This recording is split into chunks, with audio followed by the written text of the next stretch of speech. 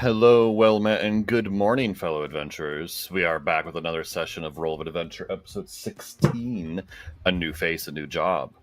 As always, I am your humble dungeon master, Zell, and we are here to roll some more math rocks, do some more math equations, and maybe, just maybe, get the loot. Let me introduce the players we have on table today, starting with D. Hi, I'm Z. I play the party's warlock, Teo. I'm going to pass it over to Josie. Hi, I am Josie. I play our artificer named Elodine. And then over up here, we have Jace. I almost thought I got skipped. That's so rude. Hi, I'm Jace. I play Israel, our cleric. Alright. Briston and James are lost in space today. We'll figure them out later and find it. However, when fishing for our party members, we found a new one. I'd like to introduce our new party member, Alu.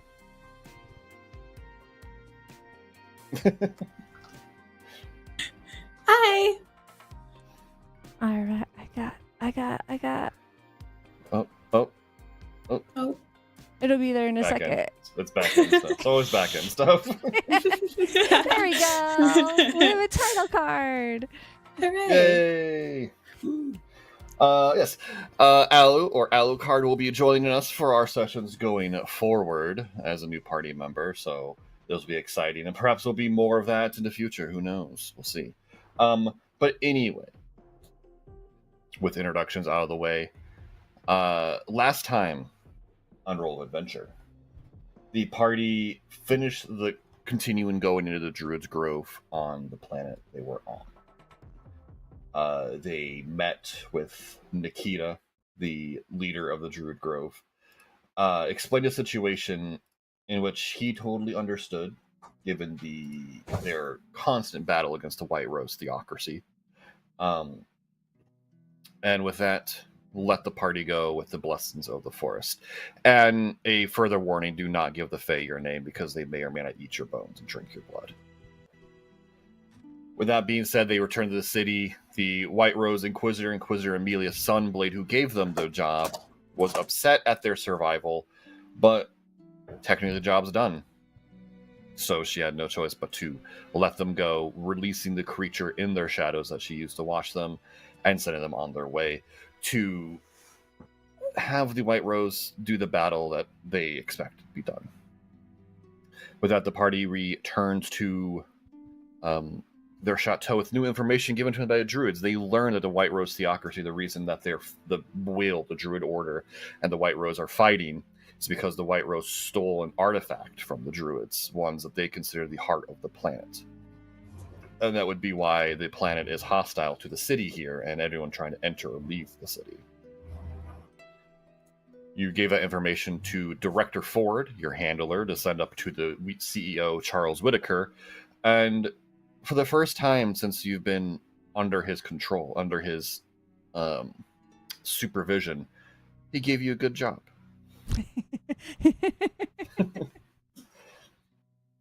The rest of the day goes fine, and the scene opens as we pick up in the next day. You guys have gathered in your breakfast nook. You have been served breakfast by, what's the name of your robot now? Jason. You've been served by Jason with a Y. And you are starting to feel the boredom of shore leave start to kick in more. You had this excitement thing with the White Rose, but you've been warned to stop messing with them now. A warning that one hopes will be heeded. And you've done much about the city, but boredom creeps in, as it does. You are a special grade team meant to do a certain job, and that job is not coming down the pipeline just yet. What do you do this morning? Anyone Hold on. want to play Uno? Play Uno? Yes. I just realized I don't have my notes. Hold on.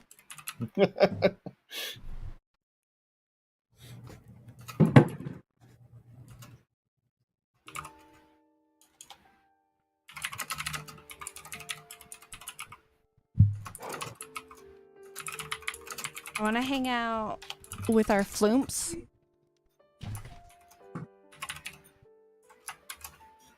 Oh, dog. Duggo.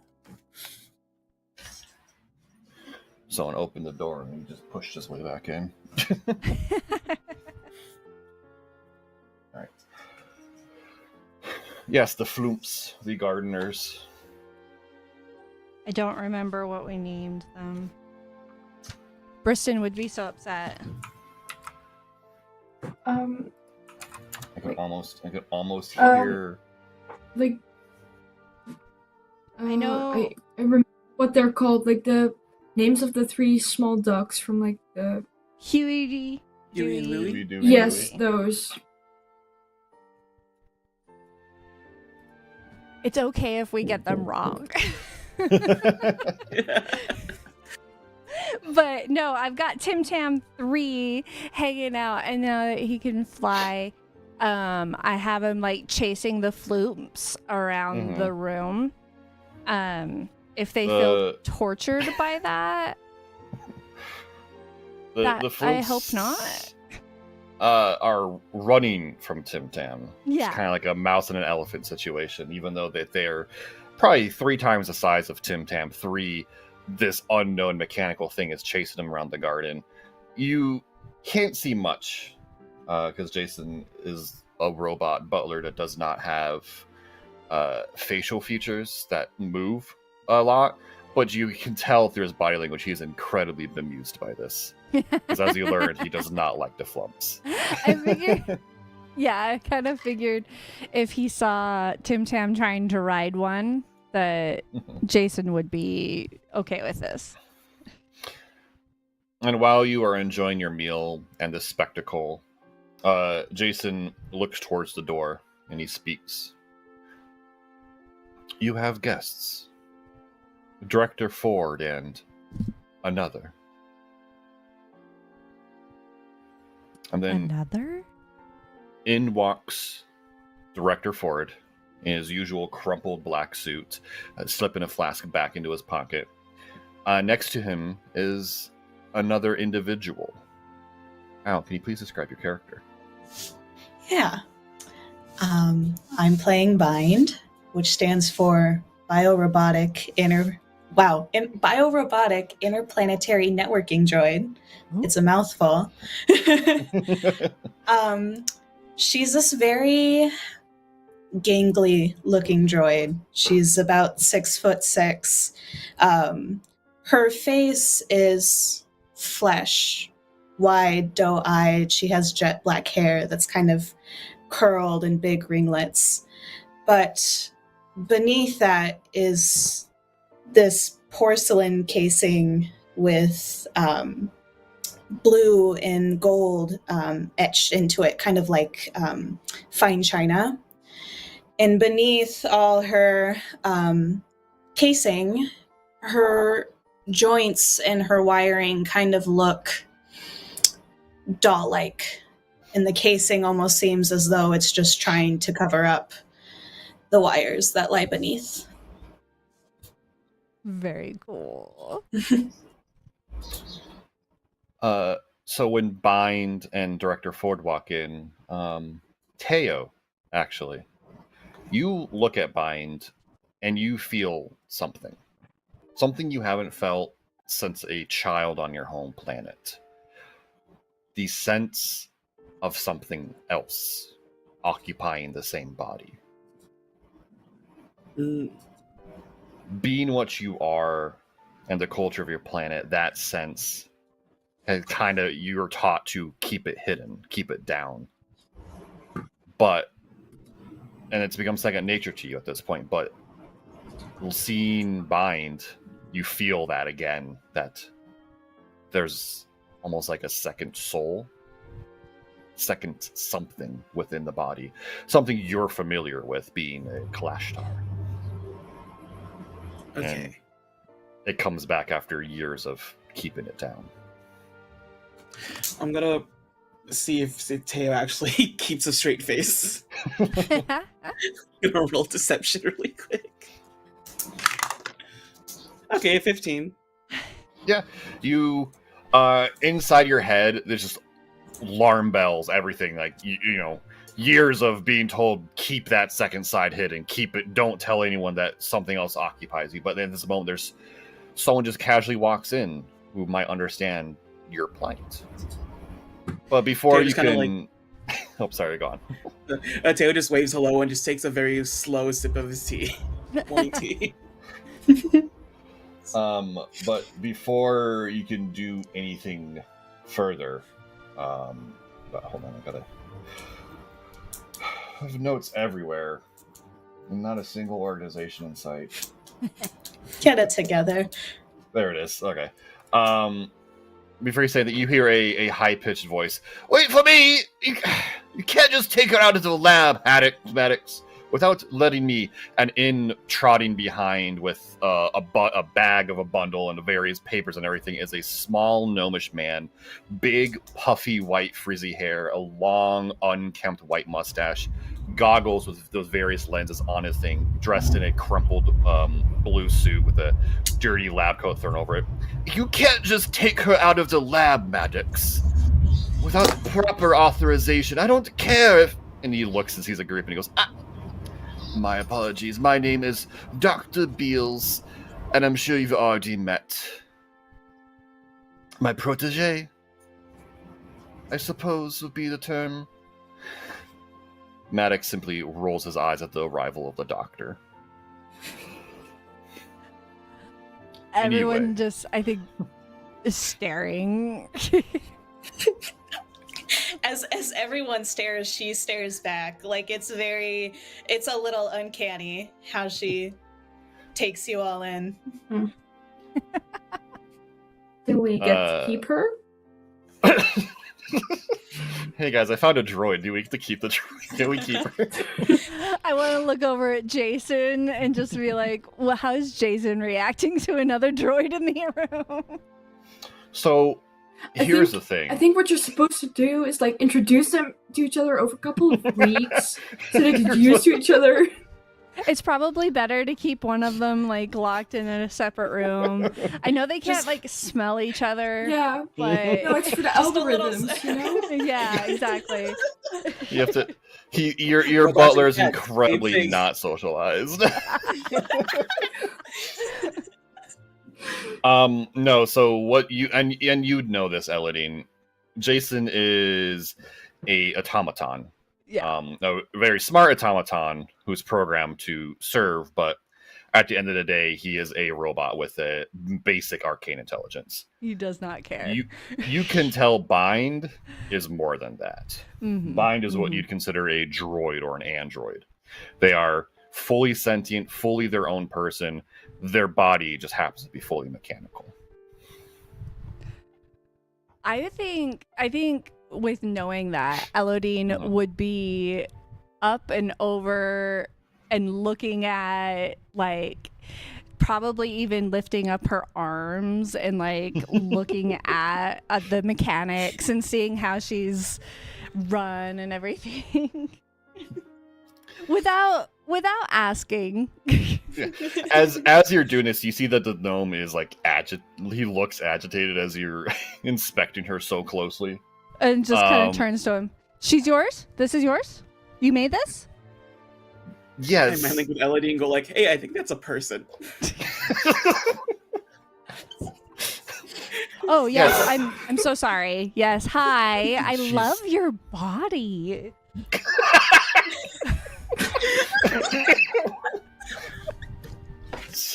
Someone down the road Elodie, is going to go you to a can't say bar. You can't just say you love someone's body. Elodie immediately catcalling the robot in the room.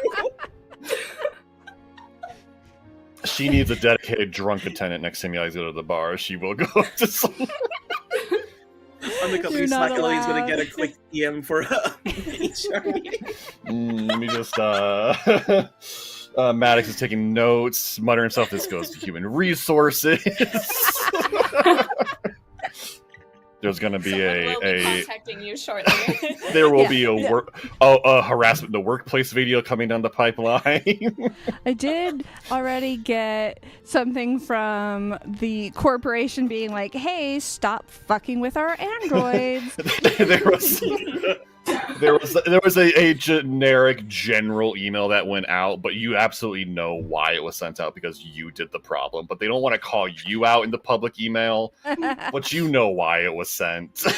Yeah. You know it was you. She's looking over, she's just looking down at the doctor and she's like, is this a customary greeting amongst people? Oh, no. No. And he looks through, he opens a manila folder. I believe this is this crew's engineer. Elodine, correct? Yes. Yeah. Apparently she, from eyewitness reports and testimonies from others, enjoys mechanical things a lot. Yes. Well, I would hope so. She's an engineer. Well, yes. One would hope, but, you never know. There's multiple types of engineers, and all of them are. That's beside the point. Anyway. You could be an engineer. She turns to the gnome. I am a scientist. A scientific engineer. He turns to Maddox or Director Ford. I don't like her. I don't think I want Bind joining these people. Oh. And Maddox just kind of like dismissively waves him, and then he has his own thick folder that he holds out to you guys. You all got a new job. A new artifact's been located. Ooh. But it's a weird situation. When is it ever not a weird situation? He shrugs weirder. without saying anything, but he knows. Anyway, this scouting team we sent for this one did not return. But we believe that they were not killed in action. The only reason we know there's an artifact here is a singular report that they somehow got off planet to let us know that artifact confirmation. The planet's called Sykar. It's an agricultural planet, not too far off away from us. Their main export has always been grains, but lately they've stopped exporting. We found it weird, so we sent a scout team just to make sure, since we did some business with them in the past. And the scouts never returned. But their single report did state that there was evidence of an artifact. So, we're sending you in. This is a different situation. We don't know what to expect. We don't know what's going on the planet's surface. So, this is a dangerous job. And as a result, we have decided to call in some extra help. And he gestures to Bind. Bind is a android who has been an asset of Saber Corps for some time now. We've made a deal with Whitaker, Charles, and Dr. Beale, her caretaker, to let her come out to you on this journey. She has skills and abilities that may help you with this. But that's all I am at liberty to say. Treat her well, though, because if you don't, and then Beale steps forward, if you don't, you'll never hear the end of it, and I'm suing each and every one of you. Elodine kind of slinks back. And then Maddox rolls his eyes. Yes, he's very protective of his protege. Anyway, all the details for the job we have are here, and he hands the folder, and it's thinner than most artifact job folders you've gotten. Be careful. The crew's ready to go by afternoon, so make any preparations you need and any introductions you require. But Given the nature of the job, we expect you to head out sooner rather than later. And with that, he turns to leave, stops, comes back, grabs Dr. Beale by the shoulder and drags him with him. And as he's being pulled away, Dr. Beale goes, "Make sure you take care of her. Don't let go of me. I am a grown man." Which is funny because it's a dwarf and a gnome. Yeah. And you hear the voice of Dr. Beale echoing down the thoroughfare of your team's chateaus, and then him and Director Ford are gone, leaving you with your new companion. Hi, welcome. I promise we're not as weird as Elodine. I don't think she's weird at all. Speaking of which, you met You- Elodine. This is Ezreal, and I'm Teo. Nice to meet you. And I reach out It's my a hand pleasure to meet shake. you all. she takes it like very enthusiastically, like, and she doesn't let go. Oh, all right. We're good. We're good. I'm sorry. Was that too long? I'm still learning handshakes. Honestly, Elodie like steps not the up. least She's like, "I'd love a handshake," and she's like, puts her hands out. I shake it. Jason, in the background, Jason is clearing out the meal, and you can see him like he looks at Bind. He does the whole scan up and down, shrugs, and then walks away with the thing.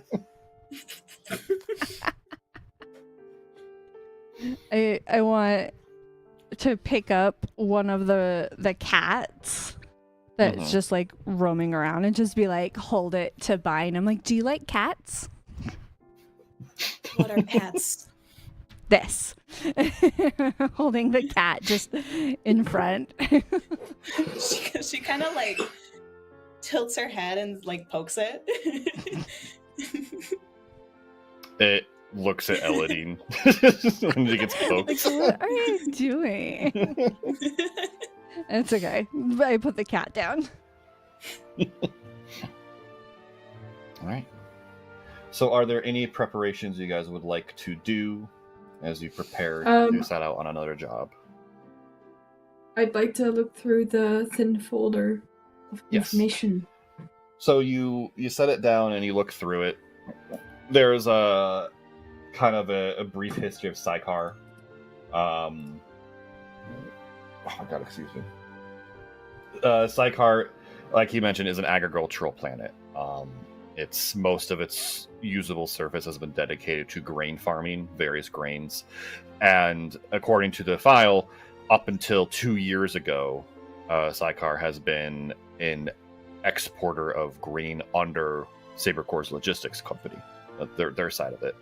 And a lot of the grain has been shipped actually here to Port Olympia. But 2 years ago, there seemed to be a change of leadership on Sychar. The most recent leader that they have noted is a Magister Sylvia Barnes, a female human. And she cut off the deal with Sabercore. The folder doesn't mention why, but there's some handwriting in Ford's big blocky letters, kind of like a speculation that the Sychar was asking for more money, more of a cut of the shipping of grain that Sabercore is not willing to give. Of their own planet. Of their own planet. Yeah. Weird. The big corporation didn't want to pay people for their goods. It's almost like space capitalism is strong. It's almost like I actually put the same theme in all my games. Weird. Always. Crazy. Anyway. And with that, Sychar cut off their deal with Sabercore. But as the folder goes on, about 6 months ago, they stopped exporting grain altogether, not just to Sabercore, because that deal's already dead, but to anyone else who was doing it. There was also some ecological reports. These are about a year old, that it seemed the greenery of the planet was faded, at least from an atmosphere level. the planet, was rich with agriculture, so it was very green and vibrant. But scientists have noted that the planet looks a little duller from orbit now, as if something is draining its vibrancy. Other than that, there is not much else on Sychar that the report says. As for the scouts report, it's very simple, and it almost feels. Actually, no. For the scouts report, make me an insight check.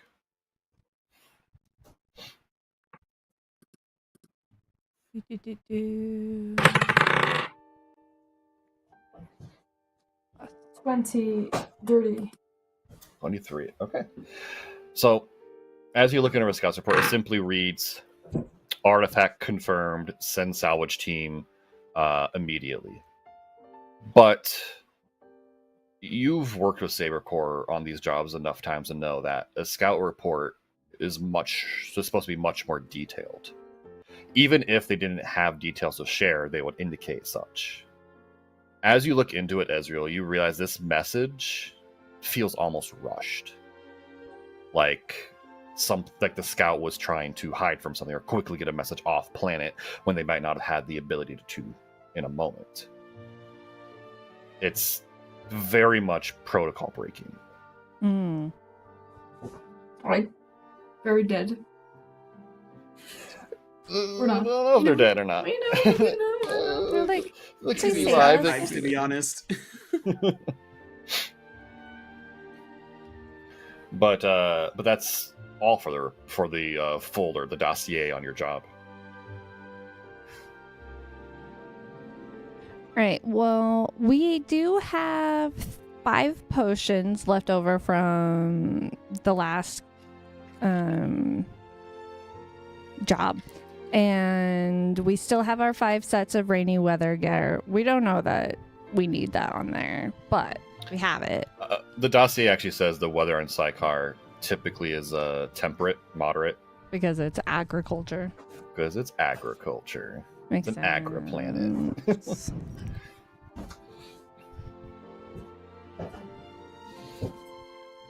You think they live in greenhouses there? There could be. Not everything can be grown in a large grain field.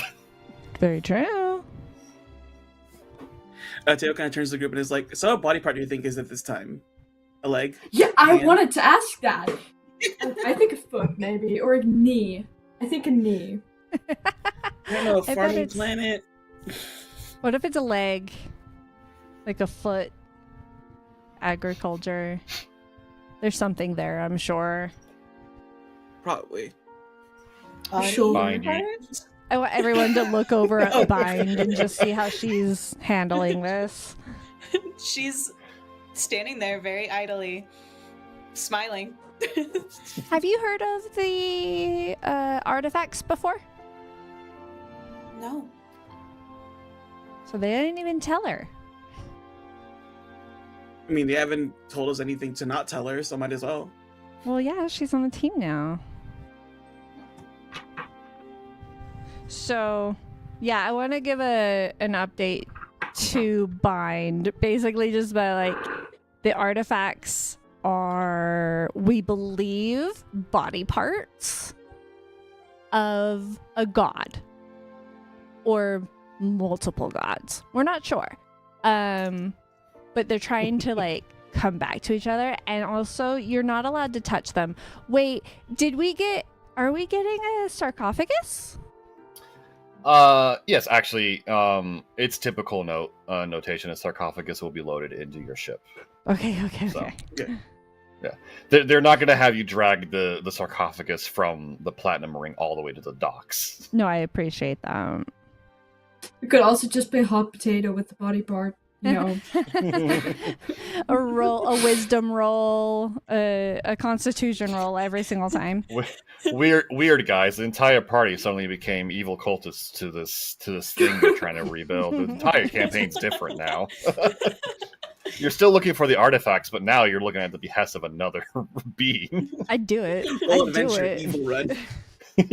You think I wouldn't, but I would. I know you would. That's the thing.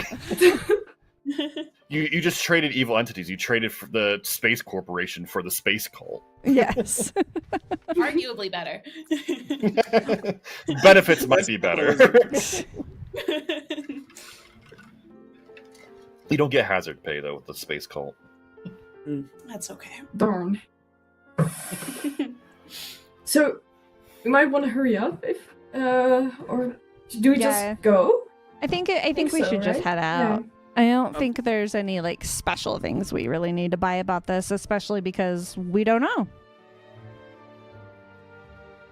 All right. I think before we head out, I send 2 letters. One to Abdul saying, "Hey, we're being sent on the mission. We'll have coffee later." Oh, that's right. Zyler like then- set you up on a Oh. I date. think. So Abdul was Was- asking all of us to hang out. So, And- so what's actually happened is, as you guys are like gathering up your goods and start to head to the docks for the job, Abdul's waiting outside the gate. Ooh. Oh. Abdul Day, the middle-aged wizard who is the leader of one of the other salvage teams, sees you guys coming out, and he perks up as he's kind of leaning on the gate. He goes, "Hey guys, I just saw Director Fold come walking out with one of the scientists. Oh, you guys are going? Oh, okay. We'll talk later. We'll get Finger coffee. guns. Goodbye. Goodbye." And he turns and he sees every so softly his shoulders droop as he walks back to his shed. We'll send letters when we're back. I yell that to him. I got the last letter though. Sorry, we're busy. Oh. Like I just shrug as I walk away. I'm sure he's great. Oh wait, that's not the guy that Zyler set you up on a date with. That was just the head of the other guy, Yeah. or the other team. Yep, that was the But team the- leader of the Minarets, which Is is this a- one of the other salvage teams. Who was the person that we were gonna meet up with? It was the woman who was one of the other hounds. I was like she had like all the runes on her arms. I forget That's her name. right. Oh, she should be in your version of the Port of Olympia notes as well. Amy the gnome. Yeah, we're not meeting with her. But I do send a letter because Teo does want to talk shop with her about the runes For because sure. of his whole situation. It's like, hey, I sent on a mission. We'll send missive when we return to meet up for talk shop. For a reminder, Amy is one of the Hound Pack, which is the kind of the Saber Course board's elite soldiers, so to speak. And she was a gnome. She had all kinds of runes tattooed on her body. She had just thick chains of many different god symbols, kind of like Benny from The Mummy, where he had all the symbols. It was a very similar situation. Yeah. But eventually, you guys make your way through the various rings of the city to the docks. You notice, however, as you pass through the gates, you move from like the Platinum Ring, which is all corporate owned, to the Gold Ring, which is where the White Rose start to pick up again. And what's everyone's passive insight? 14. 16. 13. Bind. 14. 14. Okay. Yeah, that's enough. You all notice the White Rose guards kind of glaring at you, Do giving you a bit of an evil eye as you walk by them. any of them look harmed? Oh, no. I didn't Not at think all. so. But they recognize you. Oh. They don't do anything. They don't stop you. They don't try to toll you or anything, but they are watching you more closely than they are watching anyone else passing through the gate. I wave at them. Somehow pisses them off more. I kind of like start giving like a very sarcastic like finger heart. Hey. As winks. Eladine is like full on ashamed. We did such a bad job. Y'all killed my fucking homunculus. Almost killed me. Ignore the fact that we Yeah. broke in. But yeah, and that's kind of the vibe you get from the White Rose guards throughout the city now, actually, is they all kind of deem you with much negativity. And it's a very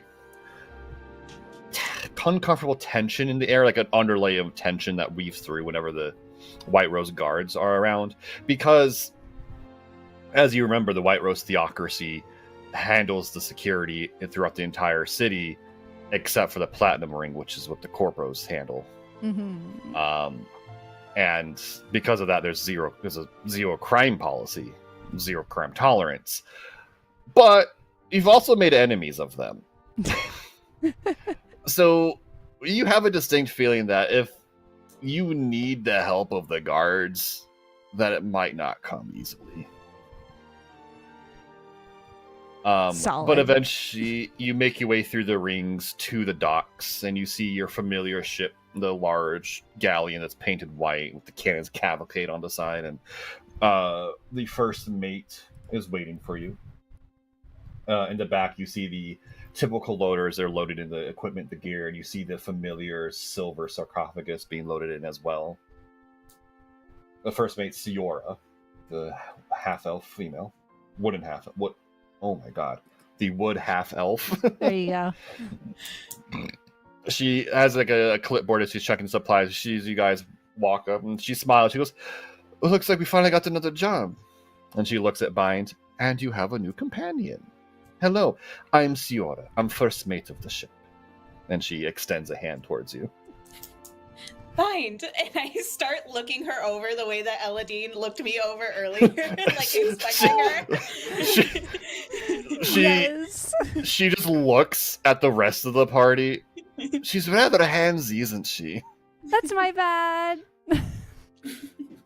And then she kind of goes over to Bind. "No, I'm so sorry. It's the handshake. It's the handshake." Oh, the handshake. I take her hand and I shake it. Enthusiastic, yes. Pleasure to meet you as well. Wow, you have a very firm, very endurance handshake. It's okay. You she passes it back of your hand. You count to 5 and you let go. How fast? Like 1, 2, 3, 4, 5, or 1, 2, 3. Siora looks towards Eladine. The first one. Hi, all y'all. Teo still has his cup of tea, and you see him just open a flask and pour a bit of alcohol. And it's like, this is gonna be a long mission. It's a slow sip. Ooh. Siora looks towards you, Teo. "I see Director Ford is rubbing off on you." Oh, I wish. What? Who said that? She just nods, does that like and she does that Y turn on her heel. "Anyway, your quarters are ready," and she starts walking away. Yes. We were just a bundle of awkward for this one to handle. But anyway, you guys make your way onto the ship as last of it's loaded. You start to make your way to the quarters when the familiar bulky form of Captain Blackwater, the orc captain, approaches you all. He looks slightly concerned, actually, which is not usually a face you see on Captain Blackwater. He's usually, aloof, charismatic pirate captain. But he looks you all over. "So the sidecar job. Yeah. Yes. Do you know any details about it?" Literally no. "That is a concern, then. I heard the scout team didn't return from the planet, which is rare." Yeah. Listen, Their notes they sent us were very brief too, so something happened. Listen, I'm not in the business of making personal requests, but I feel I can trust you considering we've been working now for a couple of jobs together. My nephew was on that scout team. I told him time and again, do not join Saber Corps. You listen to your mother. But it didn't work out, and he joined Saber Corps and he was assigned to a scout team. He's a good lad, but I don't think I can handle my sister's heartbreak if something happened to him. So, I come to you with a personal request. Can you please help my nephew get off planet when you do your job? The rest of the scout team, obviously, but if I may be a little selfish as a contractor of the company, at least my nephew. What's his name? His name is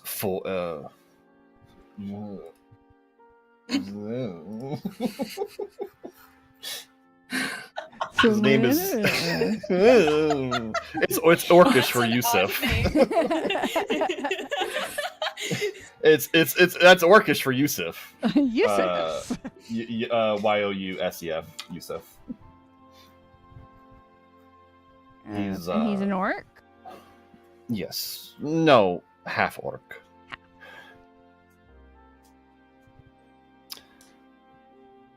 He's you would recognize him. He's a very tall, gangly boy. But if you could do this for me, I'd appreciate it, and I might owe you more than might owe you something. Or I could just pay you, who knows. I just keep an eye out for him, I suppose. Of course. I'll never if something happens to him, my sister will never recover. Absolutely. He claps you on the shoulder. And then he goes, welcome to the team. I already heard about you from Siora, so I will not shake your hand, but I appreciate you being on board. And he turns and he leaves. She looks dejected for once. Oh. It's okay, Bind. You can shake my hand instead.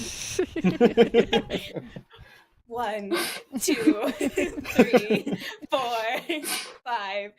Thank you so much. There you go. Maybe don't count out loud the number of handshakes. All right. No, it's endearing. Do it. All right.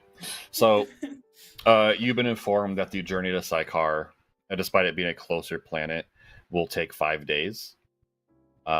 Because the shipping lane that they would normally take is currently, I don't know how to say space road work, but it's currently indisposed. So you have to take a roundabout way that will take you through some more dangerous parts along the way. So there is an increased chance for encounters. Ah. Man, this freaking space construction. It's always going on. There's only two Space? seasons in space. Rain or construction. Yes. Space work ahead. Gee, I sure hope it does. You'd think they'd get it done by now, but no, every year, without fail, there's always construction on the Space 99. Mm-hmm, mm-hmm. It's always when you need to go somewhere. Never when you don't need to. Anyway, so as you all gather in your quarters and ready, you feel that familiar pull of gravity trying to keep the ship grounded. But as it sails out from the docks, following the pass, this is the first time for you, Bind, that you're on a spell-jamming vessel. Typically, it feels normal as it sails, but then suddenly there's a large ka-shunk, and then another one, and then another one. As soon as you start to feel gravity get intense, as the ship itself lifts out of the water and starts to become airborne, there's a brief moment of weightlessness, and then the gravity plane kicks in, and you're kind of re-gravity to the ship. And then it flies up through the thick cloud layer, and once again, you are in space. But now that you learned from the druids that is as if the planet itself is hostile, it makes more sense why landing and takeoff is such an ordeal here. Mm-hmm. But anyway, you are in space.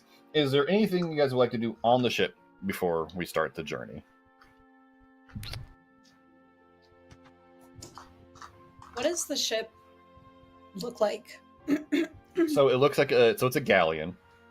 Mhm. but it's a much larger galleon than what you would normally see. Probably, I guess. I don't know Age of Sail ships very well, even though I should. So it's probably like a man of war sized. It's much bigger. It is one of the few ships you actually saw that had cannons on it. Most other ships come equipped with mangonels or ballista. But the Cannon's Cavalcade is not just a name, it's actually an armed ship. Although you do notice that there is no powder or shot on board to arm the cannons. Wait, we have cannons and we can't even use them? I mean, you're there to retrieve artifacts, not bomb a city. They can be multi-purpose. I was gonna say. We're hunting artifacts that possess people, turn them into evil monsters. We might need cannons at some Yeah. point. I'm just saying we could have leveled the castle with the goblins inside them. Exactly. Might And destroy pick the the artifact, but that's artifact out of fine the with ruin. me. My patron has been yelling at me the entire time to destroy the artifact, so I'm destroying the artifact, and now you have an issue with it. I am very worried what would happen if Tail actually does destroy one of the artifacts. How pissed Sabercorp would be. Sabercorp would be pissed, and then your Insanely. Intensely. your god would be like, "Fucking finally!" Jesus And it's Christ, he finally Finally, did you it. did something. No, I'd be like, I give yeah, you the Cricket, third now I'm out of a nuclear job. I warhead, can't you get even more finally- artifacts. But yeah, so it's a very large galleon. But its inside is more kind of as a sleeker, modernized look. There is like a medical bay. There's quarters, like proper quarters for the crew, not just hey, hang a hammock in the cargo bay and pray to God it works. There's the various weapons bays for the cannons. And there's a cargo bay where your party typically hangs out, usually around the sarcophagus, because no one likes a sarcophagus. For your information, Bind, the sarcophagus is just that. It looks like a silver coffin Mhm. with light etching of arcane rune work.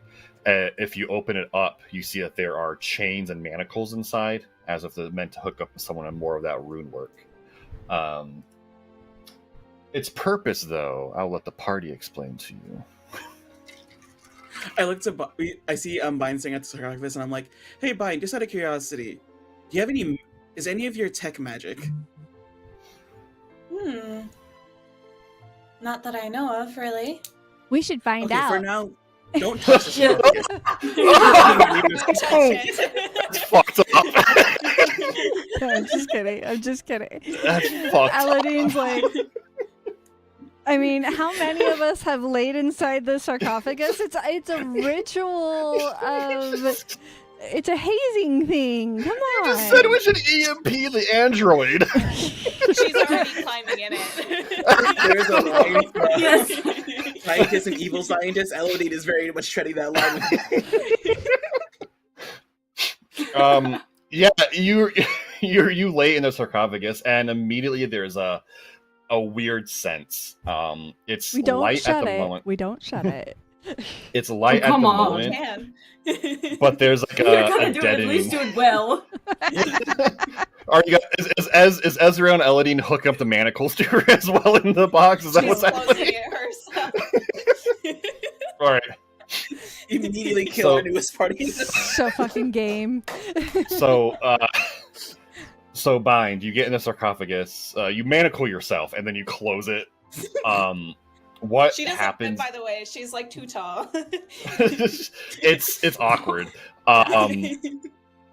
But the moment the lid closes, the runes inside light up, and you feel like immediately a deadening sensation. Like the tips of your fingers and toes, your lips, your face go immediately tingly and numb at the same time. The reason why you were built,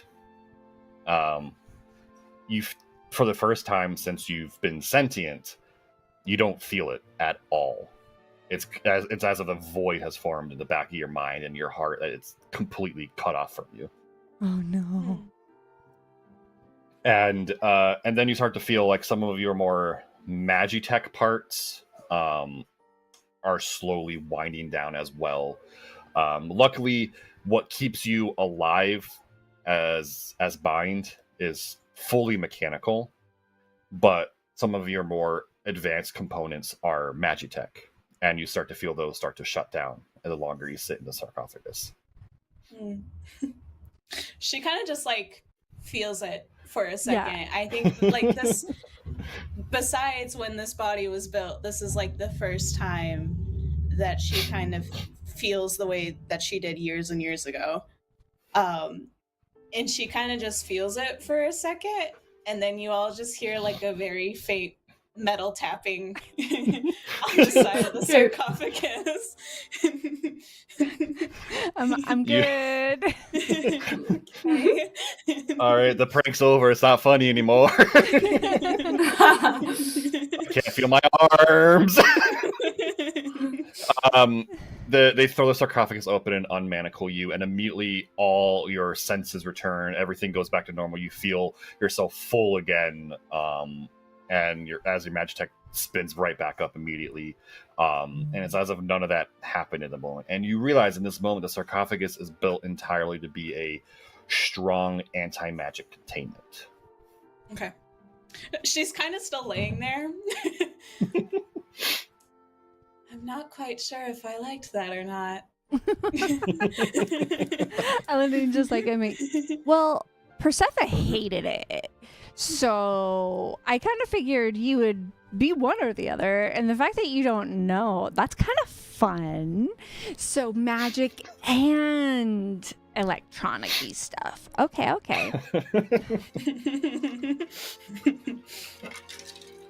Teo just tries to take a swig from his flask.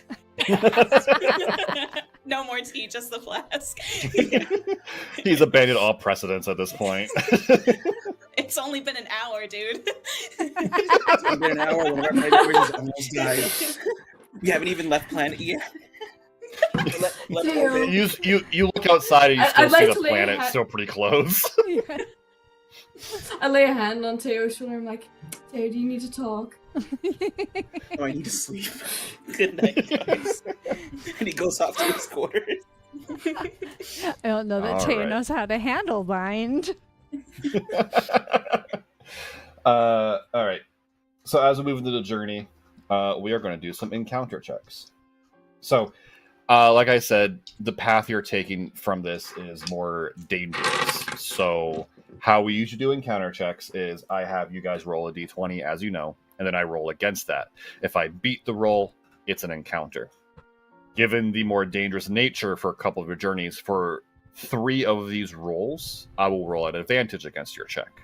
So, with that being said, we need our first encounter roll. So who wants to roll that d20? I would like to. Go right ahead. That's a 1. Oh! I rolled a 4. That's an encounter. That's one encounter. All right, we need the next encounter. This will be a dangerous day. I'll roll it. Can I just roll a straight d20 on here? Just a straight d20. Not a gay one? You have to. Sorry. We do prefer the gay not ones. June, so. There you go. 8. All right. Want to roll a 4 again? After 20, so that's another encounter. Yeah. All right. Second dangerous day. Who wants to roll that d20? I'll do it. All right.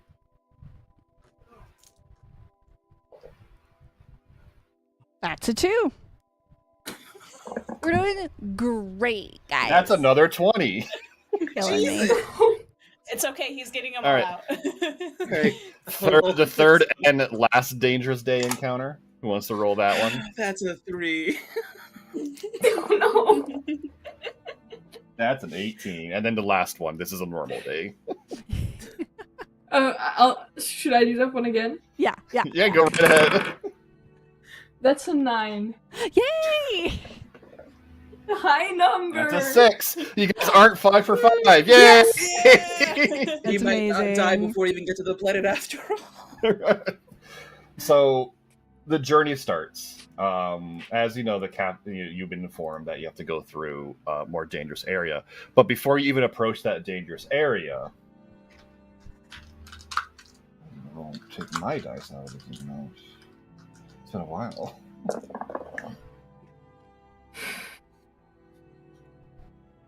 You encounter another ship.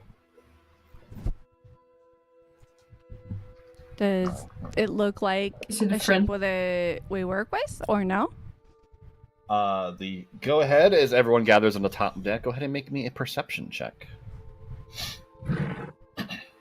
Everyone? Everyone, yeah.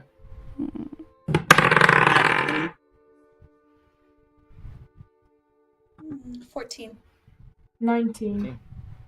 17.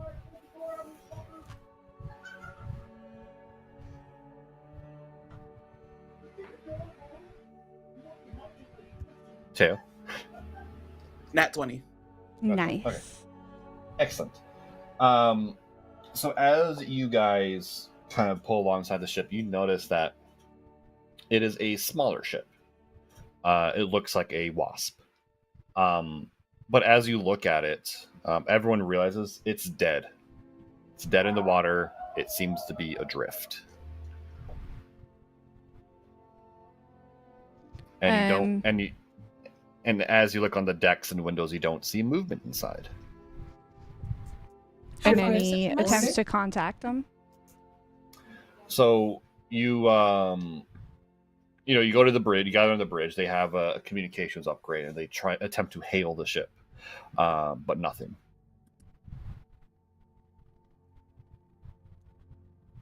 Captain Blackwater looks towards the group of you. I mean, so there are some nastier creatures in this area. Maybe some less than savory folks. That ship could possibly just be either a trap or it's genuinely dead and adrift. It's your call. We're contracted to you. Do you want to explore it? If it's adrift, then the spelljamming hell might still be intact, and I know salvage rights would apply, and it's always worth a pretty penny. Even if there's people in there, we can also just sell those. We can just get rid of those and sell the. The people? The people?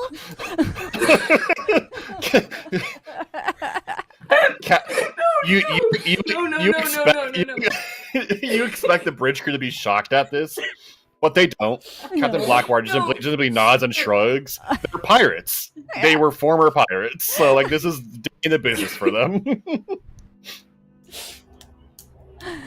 Yeah, I mean, Elodine is definitely for going and checking it out.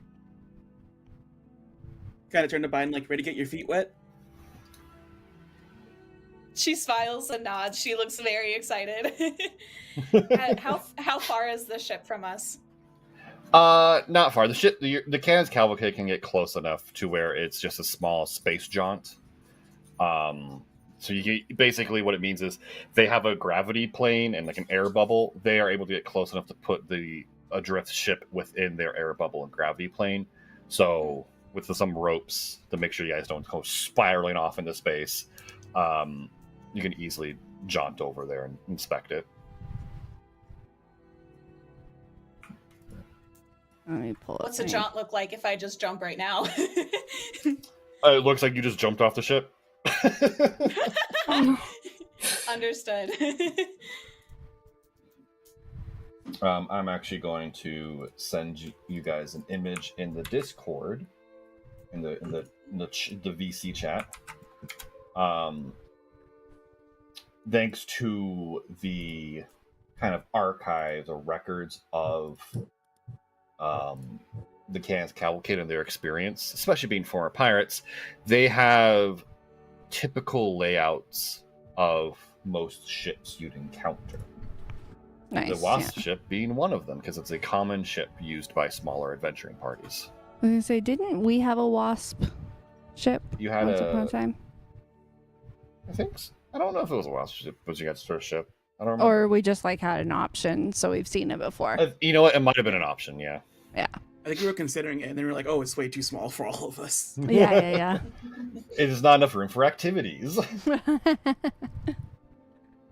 But yeah, Okay. so he shares you the typical layout of the wasp ship, and he goes, now the crew could have changed its layout, but this is typically how a wasp ship looks. So I guess go over there, and if there's trouble, and he puts a flare gun in your hand, it's easy enough for us to see this. We can cannon it. He hands you two smoke shells, a red one and a white one. The red one means things are bad and we shoot cannons at it. We broadside it until it's scrap. Whether or not you're on there, it's on you. The white one means all clear and we can reel it in. Okay. So, good luck. Do it. They get close and they tie safety. The crew members actually, they have large harpoon guns, and they bipod them onto the edge, and they shoot it into the ship. The harpoons go out and dig in, and there's now like a kind of a thick metal wire connecting the ship, kind of as a safety line, so you guys can jump off and then use that to guide yourselves to the wasp ship. Okay. Are we all heading over, or does someone want to stay behind? I don't see any reason why not, though. I say we'll Then just we all head just over. go. Okay. All right, you guys use the safety lines and you pull yourselves along the way, and you reach the top deck, the weapon deck.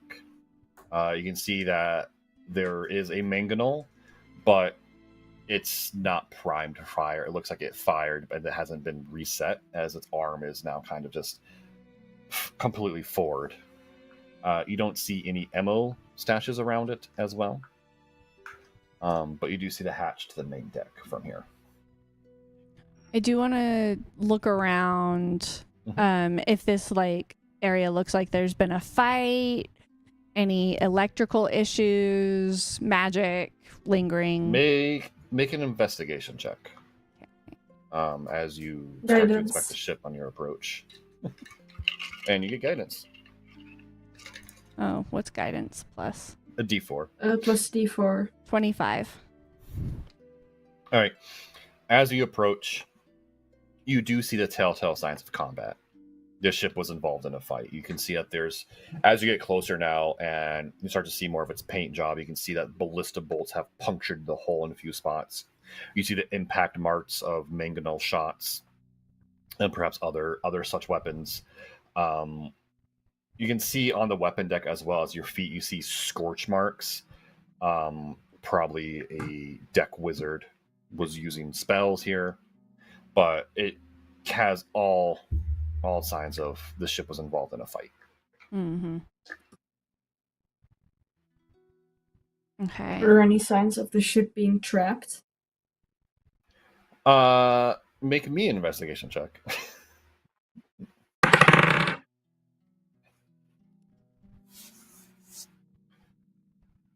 9. From your position on the top weapon deck, you cannot tell.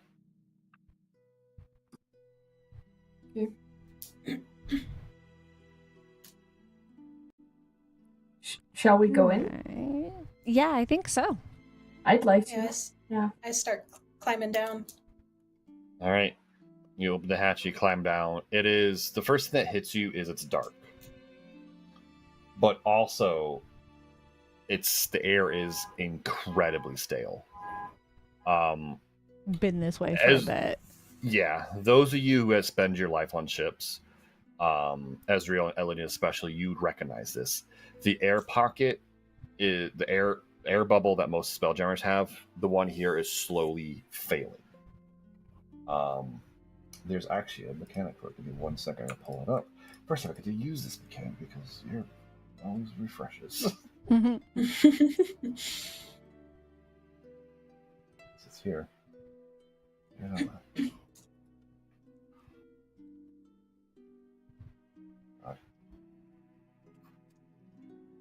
Anyway, there we go.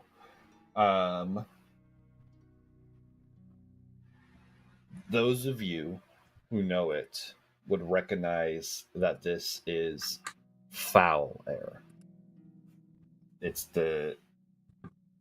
There hasn't been scrubbers, there hasn't been ways to rotate air around, so it's been sitting stagnant for who knows how long. Yeah, so it's And- bad. Yeah, you know it's humid, smells horrible, and you know that if you breathe this, you risk becoming poisoned by it until you're able to get fresh air. So, I will say this: you guys come with the air bubbles for your salvager equipment. If you wish to use those, you can, or if you wish to just risk it, then go right ahead. If you are immune to the poison condition, which I believe Warforged are. You do not need I'm to resistant, worry. but I don't need to breathe. So There you go. You're fine. You're fine then. no, Yeah. no worries there. You don't need to breathe the air. I am definitely resistant. But we do have our rebreathers. How long does it give? Not rebreathers, our breathing bubbles. How long does it give us? Is it like an hour? I think the special. Is this one 24 that you hours? have- 24 hours. Oh, that's right. Yeah. Because we couldn't stay in that one castle for more than a day, so we couldn't do a long rest. Basically, the air bubble necklace lets you cast air bubble. So Yeah. So we're good. whatever I would that use spell it. is. There's no reason Yeah. not to. Me too. I'm going Same. to use it. So then you guys bind. You watch as they reach into their equipment, pull out this kind of thick necklace. They clap it around, and then you see whoop, like an air bubble come around their head, kind of like a helmet. Just like Don't pop this one. no touch. But you're able to climb into the foul air and not be poisoned. Nice. I also want to do my little dancing lights Mhm. and send them ahead of us, so that we can kind of light things up. I am okay with announcing our presence. All right. So wasp ships, as you know, are very small. You're in the main deck, and it's kind of like just the main part of the ship. And as your lights go out, you don't realize they don't need to go that far out because you kind of put one at each corner, and it lights up the entire main deck. Mhm. What it lights up, however, is a half desiccated body. Ooh. Oy. It's probably in some stage of rotting, and you have an idea that might have accelerated the degradation of the air pocket, of the air bubble around the ship. For sure, for sure. But it's the gravity plane is not dead; it's still active. But you guys notice when you, especially being on the main deck, there was like a more lightness to your steps. It wasn't complete anti-gravity, but the body you can kind of see is floating every so littly above the floor There's only one body. that you can see in the main deck. Yes. Hey, Ezreal. Yeah, You want to check it out? kind of do. I would. I kind of do too. All right. I'd like to jump down and examine the body. All right. Those of you who examine the body, you can both make medicine checks, or bind. You can provide a help action to Ezreal to get Ezreal an advantage on the medicine check. Since It's she up is to the you. ship doctor. It's up to who? Up to You. Yes. me? You may help me. I have a.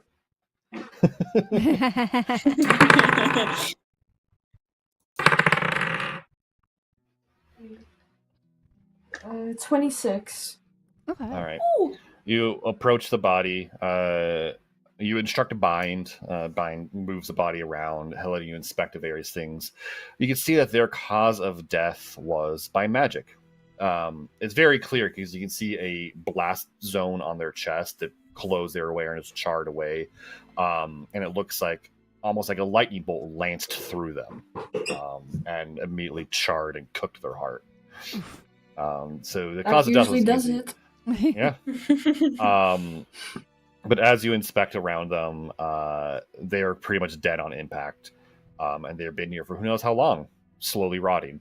You do notice that their clothes are more put together than you'd expect for a random crew.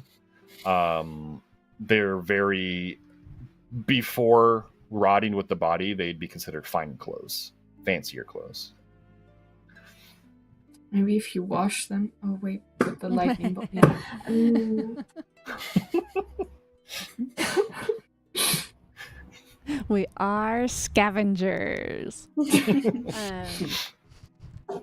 for the Okay. Spelljammer. Think we do. All right. So it's simply a quick movement down to main deck. There's a ladder and a stairs that lead to the cockpit where the spelljamming helm is. The lights go ahead and you find the spelljamming helm, or the cockpit where the helm would be, and there's no other body. You have a feeling that perhaps the ship was solo owned by the captain in the main deck you found. The cockpit is small, as you expect from a wasp ship. The spelljamming helm takes up a majority of it, and you can see that the glass looking out is kind of just a big bubble, and there's not much else in the cockpit besides the helm. So does it look like it's been raided? Everything's gone. Yeah, you notice a distinct lack of cargo and loot on the ship. So you can probably make a safe summation that they were attacked by pirates or raiders or something. We could sell the ship.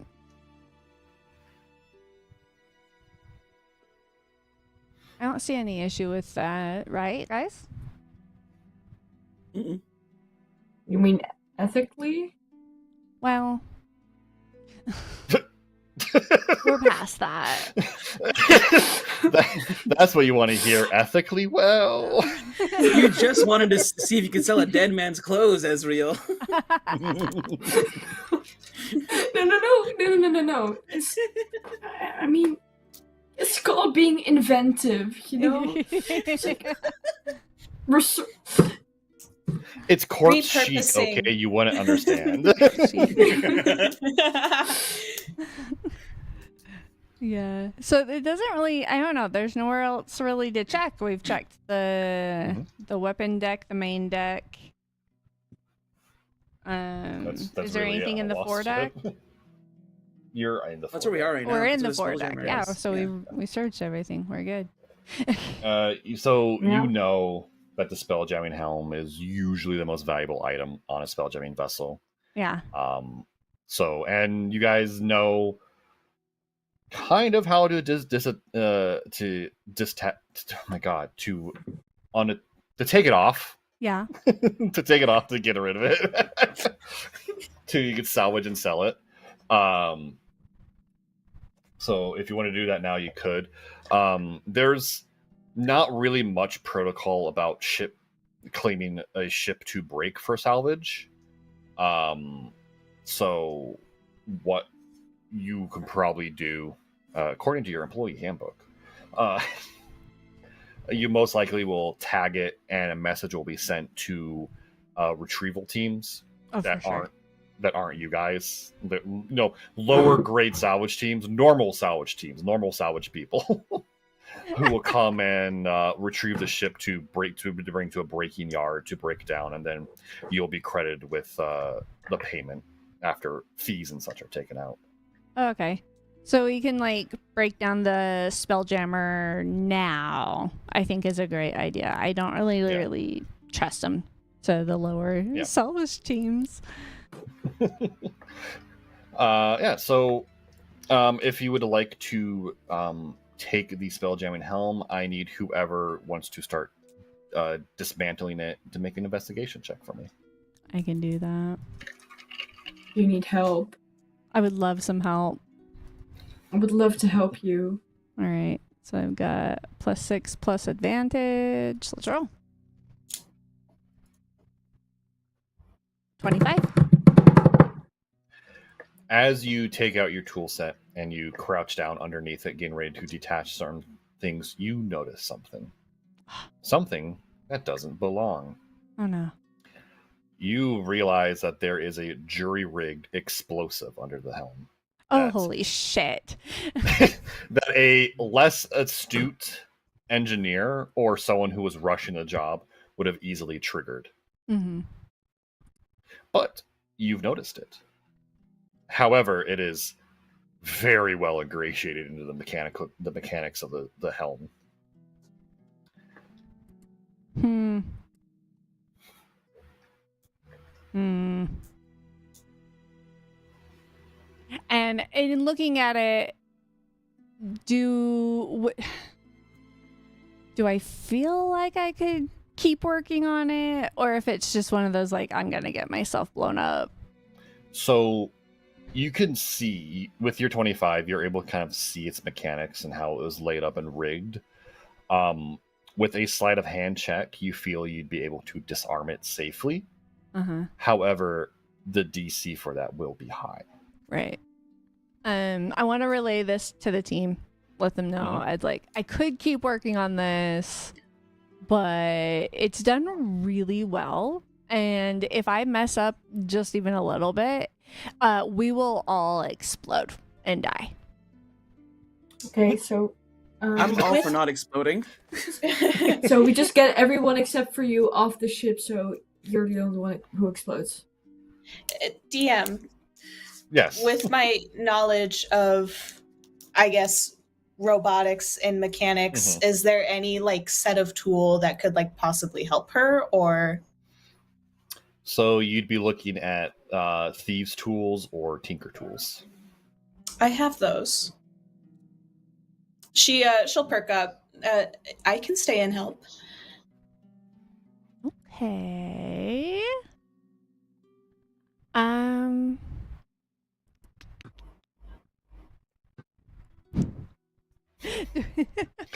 would assume if there's an explosive taped to it, someone's probably tagged and bagged this is just waiting to pick it up later. So we could make them deal with it and just like make- let them know. Make a history check, Teo. Yeah. okay. What's my history modifier? Probably negative. Yep. Oh, it's +2. That's a 5. Yeah, okay. Anyway, But, no. okay. I mean, pirates do pirate things, salvagers do salvager things, raiders do raider things. It's another day in the Wildverse. There's a bomb. It's another day. Elodine's a little bit more like reserved on this. Blowing up in the middle of the galaxy doesn't sound great. I think. What were you gonna say?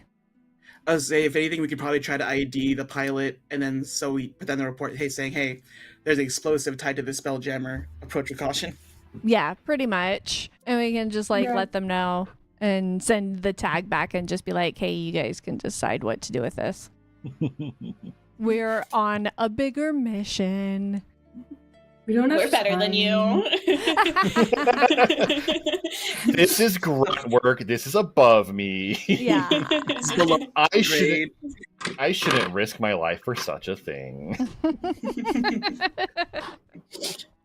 Of all the things that Elodine's like willing to risk her life for, All right, Spelljammer is not one of them. You leave the improvised explosive alone. You don't touch it, and make sure not to touch it because you don't know how sensitive it is. You return to the body in the main deck, and you pat him down, and you kind of find a small journal that looks like a captain's log. And as you flip through it, you see that it is Captain. From my list of names. Captain Clarence Robertson. Captain of the Cargo Runner Adventure. And the story, the scene ties itself very well together in your head and what exactly happened. You're approaching a dangerous ship passing. He is in a small ship. He's a cargo runner. Raiders, pirates, or some other thing found him, killed him, took the cargo, rigged an explosive, left. It's unfortunately quite literally a typical day in the month's Wildverse. Yeah. It is a Wildverse full of criminals and villainy.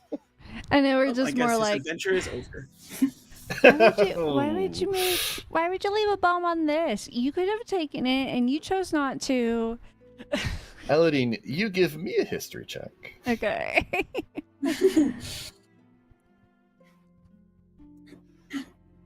And maybe? Where is it? A 21. Wow. That is enough. You mull over this and you realize that spelljamming helms are one of those things that are highly kept for trading. There's only a very small handful of manufacturers who makes them. The materials to make them are very rare and hard to get. So most spelljamming helms are thoroughly in one system or another.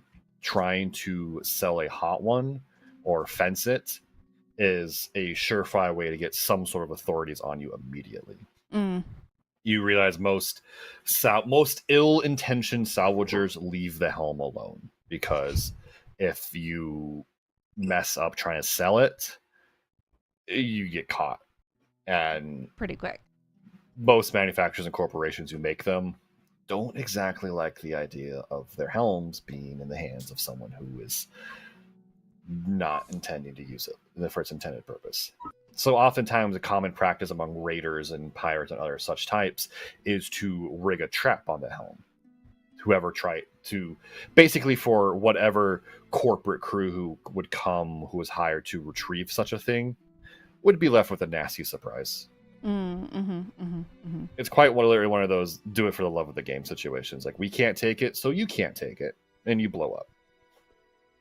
Fair, It's- actually. You know, I get it. It's unfortunately, unfortunately, a very common practice among pirates is to set such traps on dead and adrift ships Yeah. for the next person who would try to kind of pick the bones. I think with that, we just go back to the ship, or at least Elodine's cool with going back to the ship. And then just letting our captain Blackwater know, and we can send it back and just be like, hey, here's the coordinates of this. It is sabotaged, so extreme caution. All right. You explain it, he nods, typical things, and he relays the message back to Sabercorp for a recovery team. Tells them that, the helm is trapped, there's a dead body, credit the salvage cost to this crew after fees and cuts, and so on and so forth. So you might come home to a nice little payday. Yeah. Let me actually go ahead and make a note of that real fast. I was full expecting us to go back to the ship and be raided by pirates while we're on the. Would love it. I was fully expecting that. Okay. All right. Excellent. With that, the first encounter is done. Yay! Yay. 3 more to go.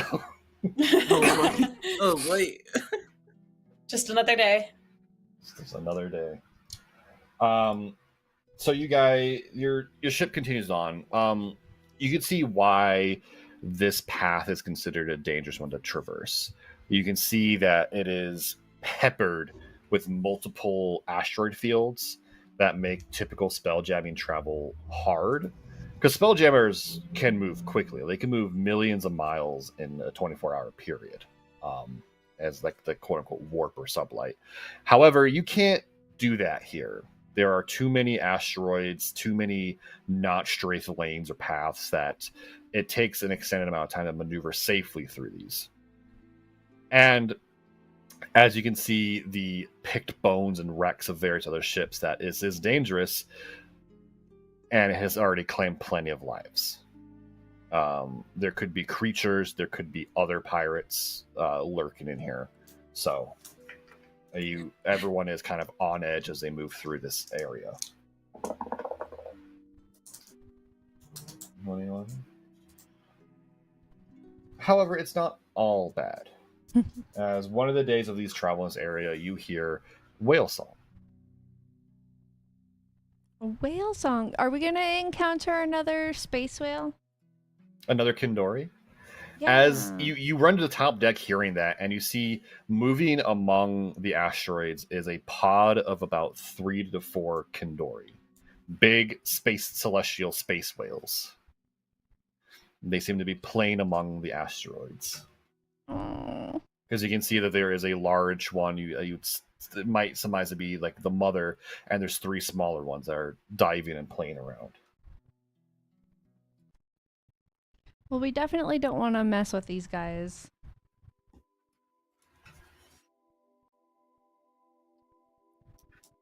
Should we take a picture for the photo album? I was gonna say, yeah. Elodine very much like gets the attention of everybody and be like, "Come watch, come watch, come watch." I'm like over the side of the ship watching them. Yes. Those of you who spend your lives among ships, and the sailors especially do here, know that Kindori are sacred to a sailor. They are often signs of good luck to see one. To bring harm to one is to bring great misfortune and basically curse yourself. Mm-hmm. And it's rare to see so many at once. And the day is kind of spent. You feel like they've kind of tagged your vessel, but they don't approach. And this day of travel is made a little easier with the presence of a potted Kindori. You feel almost slightly protected, maybe. But then as the day goes on, and you move into your next day,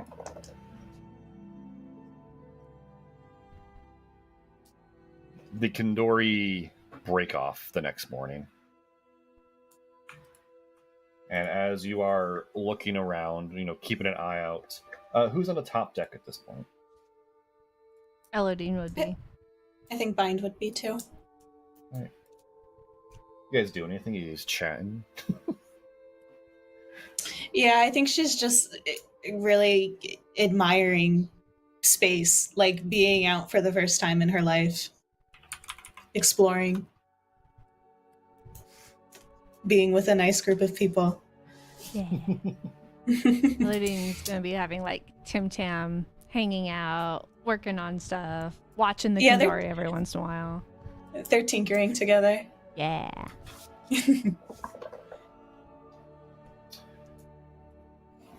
Can I have the both of you make a perception check, please?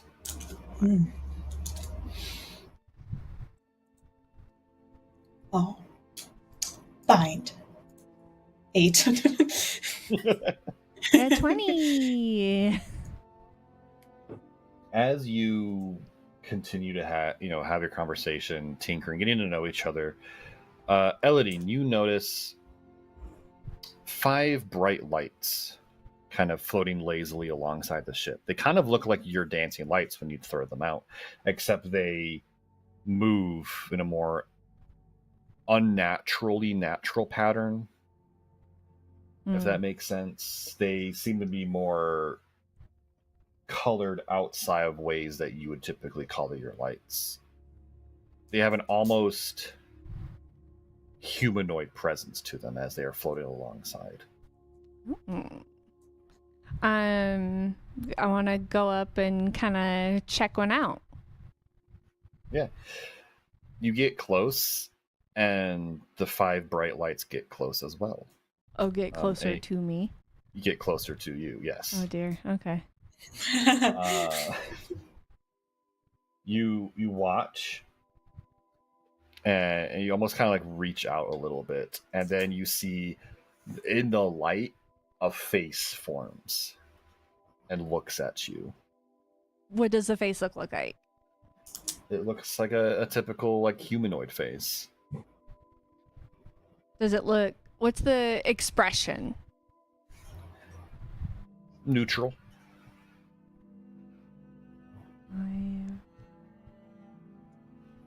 I want to call Ezreal up to the top.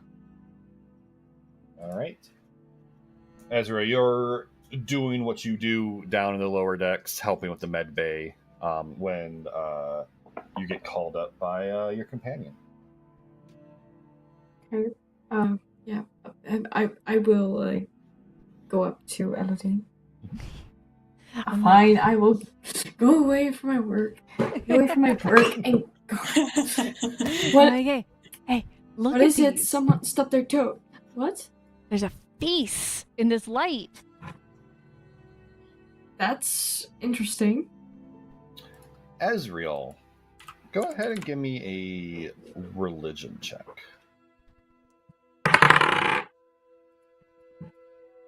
Okay.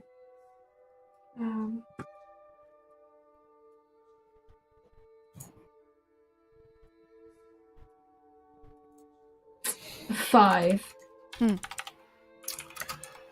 Okay.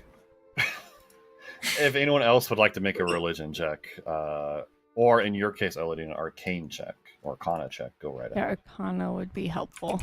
Okay. Let's Make a religion check. do it. Yeah, go right ahead. 16.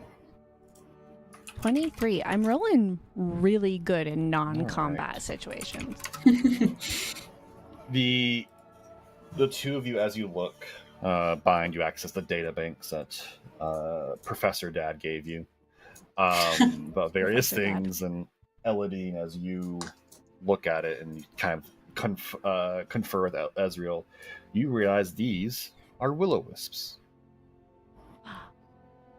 Willow Religiously, Bind, as you have the knowledge of, they are lost souls who, that's typically how they're identified. Ezreal, knowing that they're will-o-wisps, especially in the context of your god Wodan, right? The great your god, or No. Skia Helios? Yes. Oh, God, they typically can be contracted to be guardians, but similar to the Fae in the forest you guys were in, they're guardians barely. You know that there are plenty of stories in your religion and just legends are in magical circles that will-o-wisps lead plenty of people to their death, because to keep their soul intact, to keep doing what they're doing, they consume the dead, at least the soul of the dead. And it's no surprise that will-o-wisps will be among this area of your route.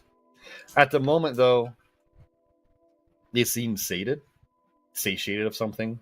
They don't seem particularly hostile towards you. They're just kind of indifferent, seeing if they can convince someone to walk willingly off the ship so they can eat them.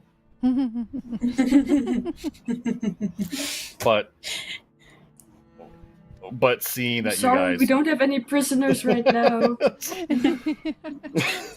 but seeing that you guys aren't willing to just walk off and they don't have any ways of charming, they realize that there's no meal here, and the will-o-wisps eventually break off, and you see the cluster of 5 kind of zipping along the asteroids until they're out of view. Hi.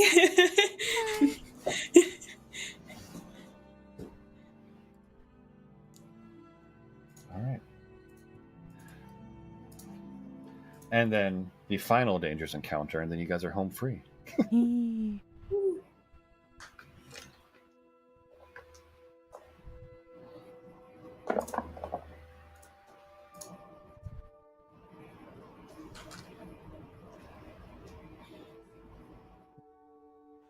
I need everyone on the top deck to make me a perception check for this day. Please and thank you. You said perception? Yes, please. Another 8. She is taken aback by the majesty of the universe. It's just so much to perceive. Exactly. It's overwhelming. I got a 16.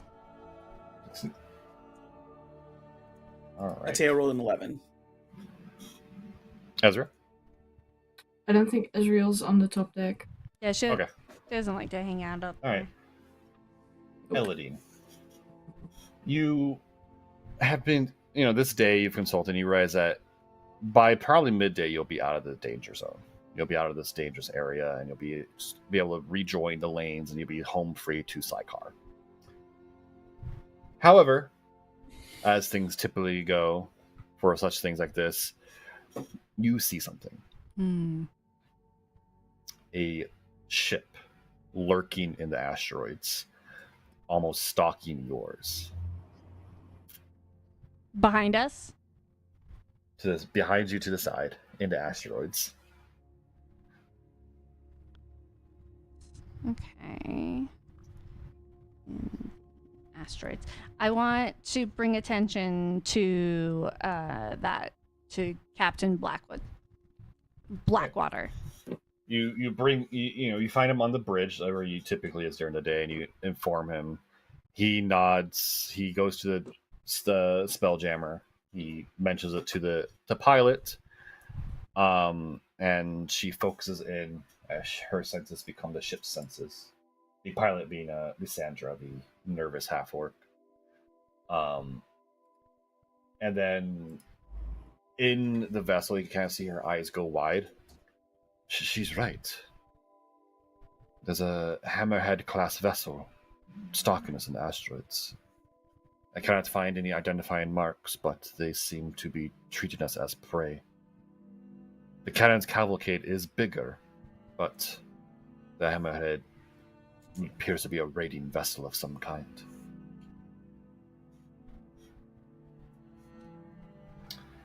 Blackwater looks towards you, Elodine. We could call its bluff and point some cannons at it.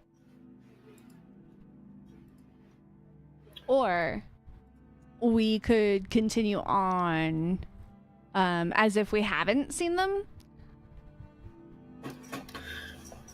Well, typically it's stalking us, so it's probably waiting for an opportune moment for us to be either among more asteroids or in the clear. True. Hammerhead vessels used by raiders and pirates tend to have enhanced ramming capabilities. So they're probably waiting for us to get back into the lane so they can use that. Ah. We could call their bluff and fire on them. Maybe scare them off. But, and as he says this, Lysandra has a panicked tone in her voice. It disappeared. No. What do you mean it disappeared? I do not find it on any sensors. No radar. It's gone. It's as if it just went invisible.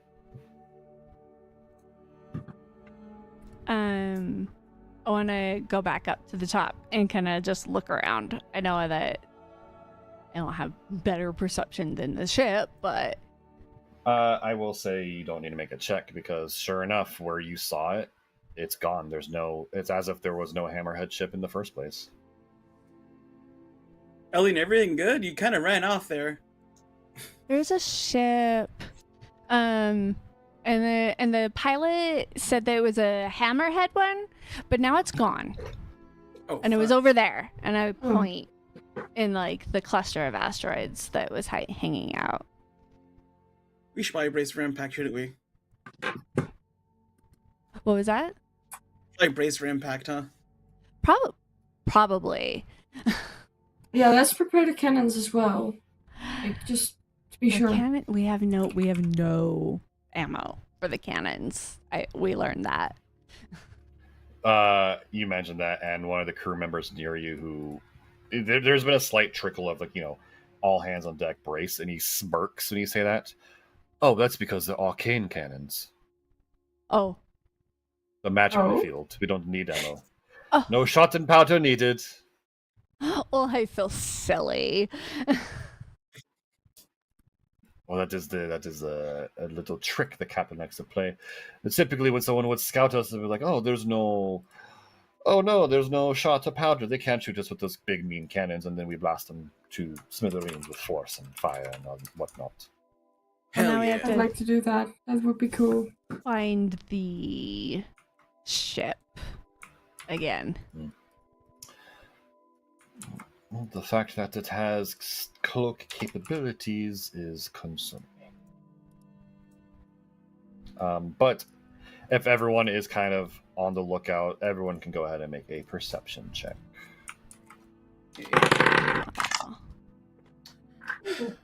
22. It's a 10.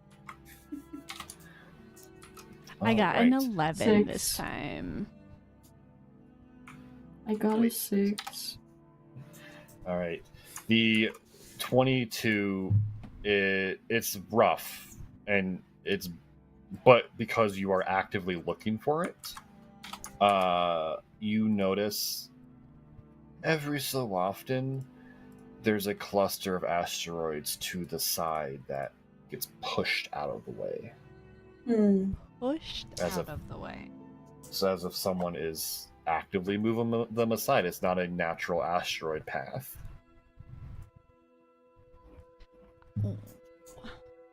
I don't think she says anything necessarily, but you can see like her eyes like following where the asteroids are like putting out or pushing out.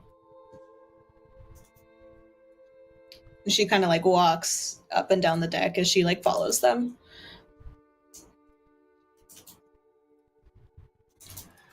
Alright, Should we just fire there? Yeah, I'll say Only you guys if I- notice Bind walking up and down, curiously kind of tracking something. What is it? What do you see there? Oh, the asteroids.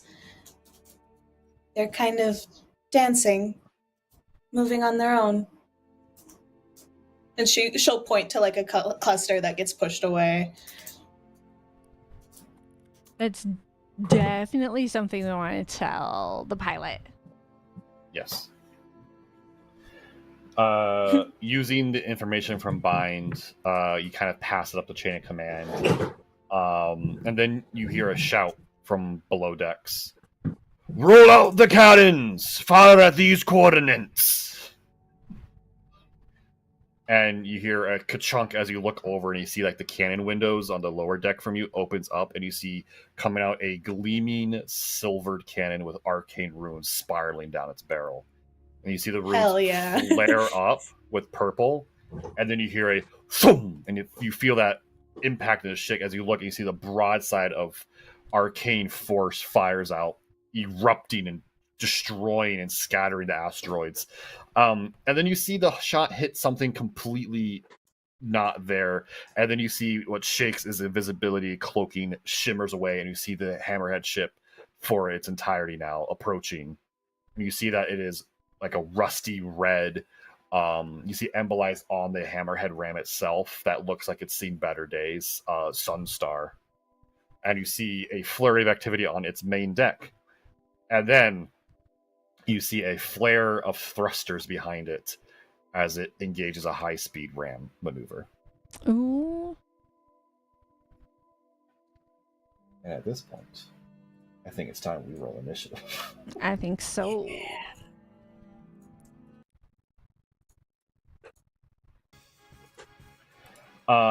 I will ask everyone if you can go ahead and please go to the maps table on the campaign.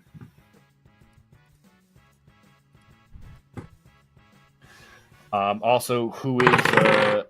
are we going to combat pilot Persephone and Xylar? You don't have to if you don't want to. If we are, I do already have Xylar's account pulled up or page Okay. pulled up, so I can do that one. All right. Does anyone want to combat pilot Persephone or nah? We don't have to, like I said. Nah, I can I don't. You get pilot? Okay. All right, we got our combat pilots assigned. All right. while you guys are rolling the initiative and holding those numbers, just gotta remember how to do this. There's a every time. There we go. Okay, there we go. I got it. We're good. Sorry, this is new to me, so I'm learning. Yeah, no, that's fine. While you got the ship speeds up and it moves in, and there's another volley of broadside that peppers through the plates of the hammerhead and starts, blowing armor plates off.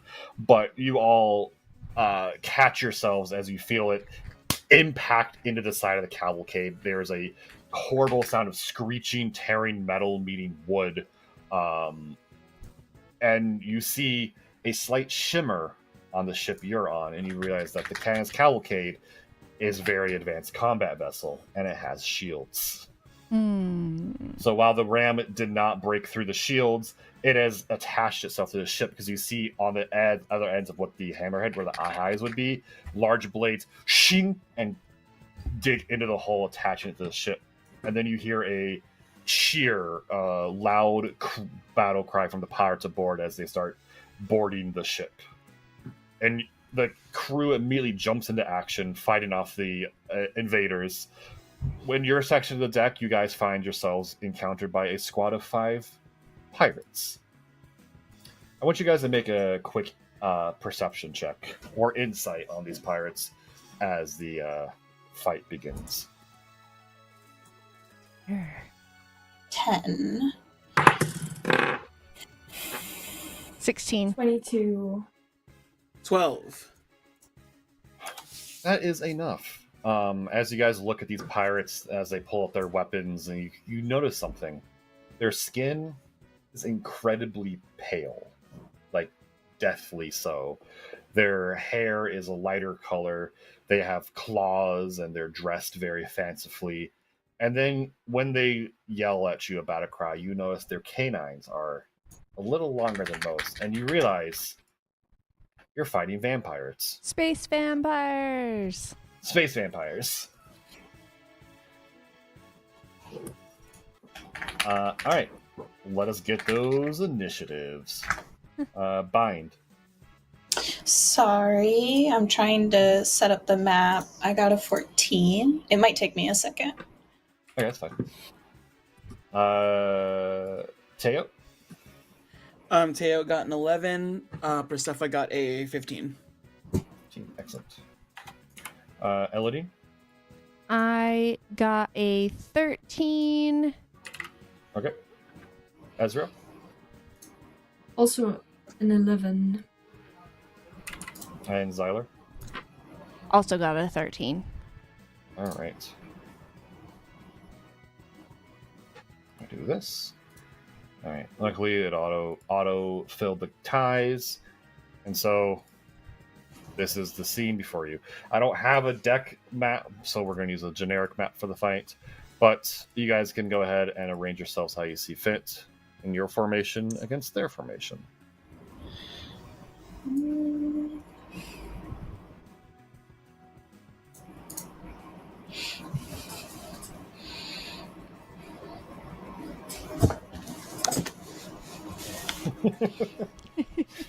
It's like a tactics game.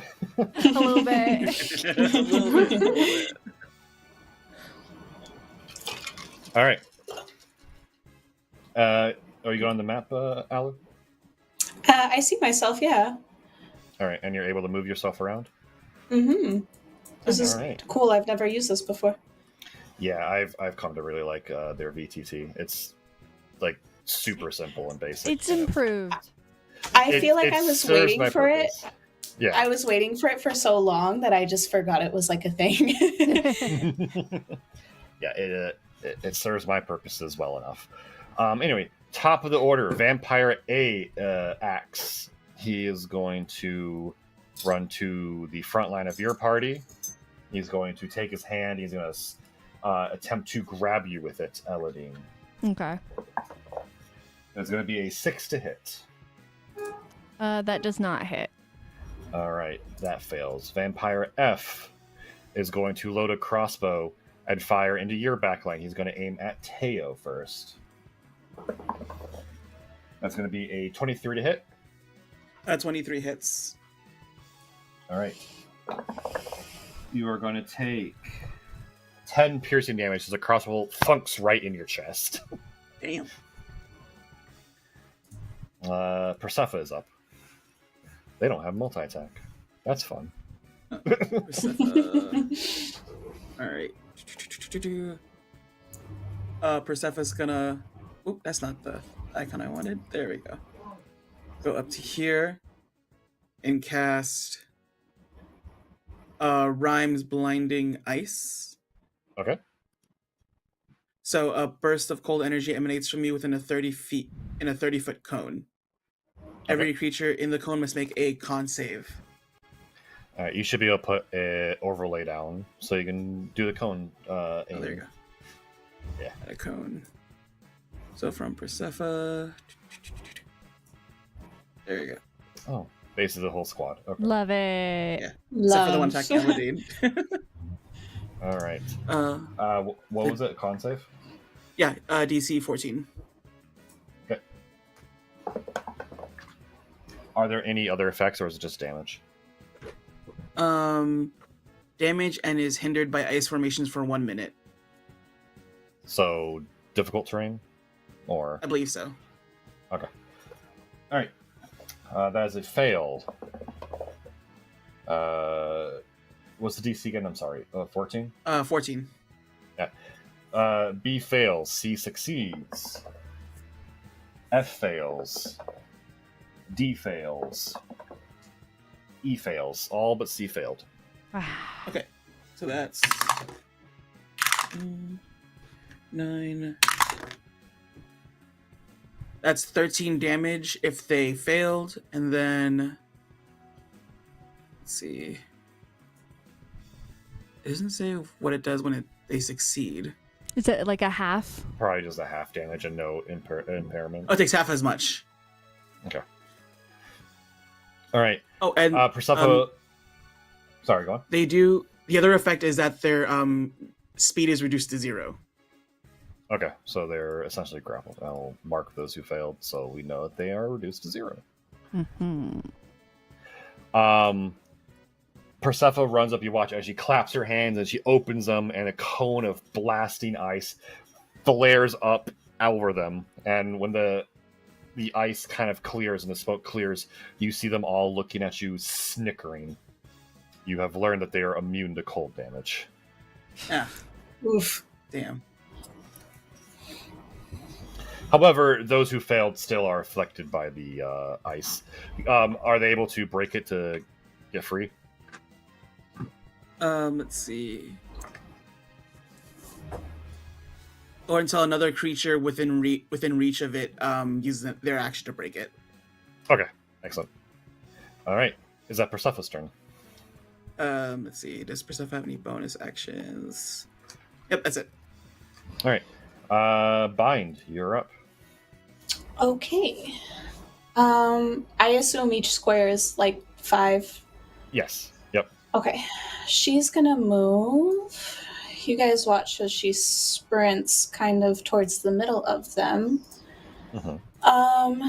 She's gonna use her bonus action to summon the arms of her astral self. That's a focus point. I guess kind of for flavor, you kind of like watch as she like reaches into like the space between space, and from behind her like these massive like astral tentacles emerge and like wrap around each other to like form these giant fists that imitate her arms. And then as I activate that, I think they what is this? A radius of 10 feet. I think they have to make a strength saving throw. DC 15. And I think that's centered around me. Yeah. All right, so that'd be BCF. Strength save 15, you said? Mm-hmm. All right.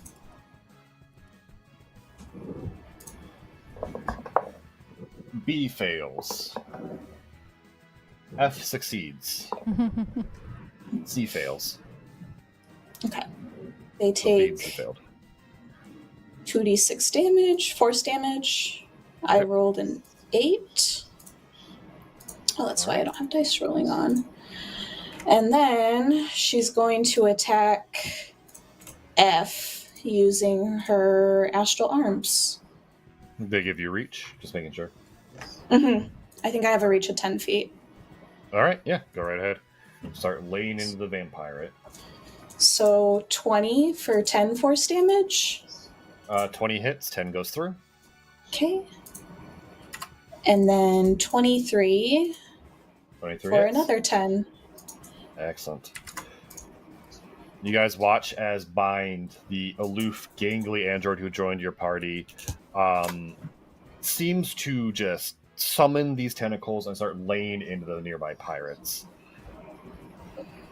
Kind of look over Teo. at her and also then look at Teo. I do the Taylor same has a very thing. blank face, but in his mind, he's like, twin! I see you, twin. I recognize you. Teo, as you see these tentacles kind of come from the space between space, again, that feeling that you had when you first met Bind, you first saw her, returns. That feeling of another being attached to your body. The same feeling you've been told to stuff away. It comes back again with seeing this. Hmm. Anyway, is that your turn, Bind? Yeah. All right. Vampire at Sea is going to run up on Bind. You see him swipe his claws as he attempts to energy drain. That's going to be a 15 to hit. Does not hit. All right, you nimbly step to the side as his claws swipe through the air near you. Vampire B is stuck. No one's around to free him, so he takes the crossbow, loads it, and he's going to shoot at Persephone. For putting him in rude. this situation. That's going to be an 18. 18 hits. All right, Persephone is going to take 16 piercing damage from the crossbow. God damn. Oh yeah, these crossbows are nasty as hell. They're pirates. Mhm. Vampire E is going to use his action to break the ice around Vampire D, freeing him. Elodine, you're up. I am going to do the spell is where'd it go?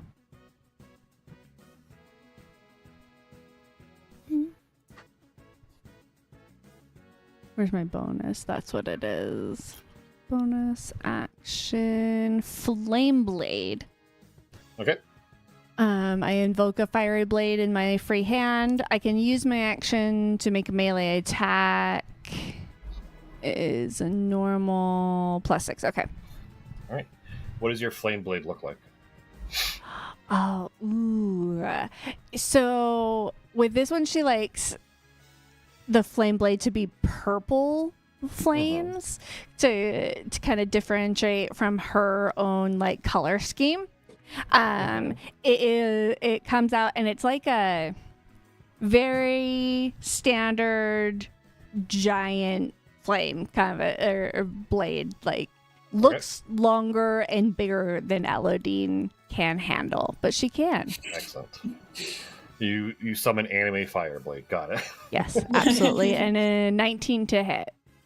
19 hits Vampire A.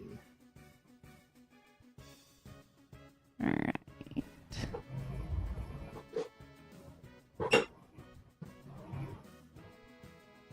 And then that will be 12 fire damage. Excuse me. Excellent. You slash him across the chest, and he cries out in pain as his undead skin crackles under the assault of your blade. Awesome. All right, is that your turn? Oh, I get 2 attacks per action. Then I'm gonna keep it because it's a bonus action blade, so I'm just gonna hit him again with it. All right, go right ahead.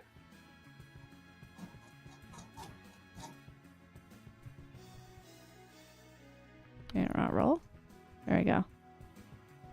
21 to hit. 21 hits. 14 flame damage. Fire damage. All right. Vampire A is considered bloodied. Nice. As That's you my move. slash one side down, and then you turn around and slash it, and you basically put an X in his chest from your flame blade. All right. Up next, Xyler.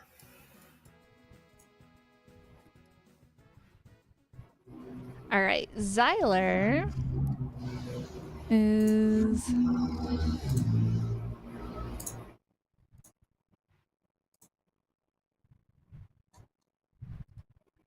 going to do his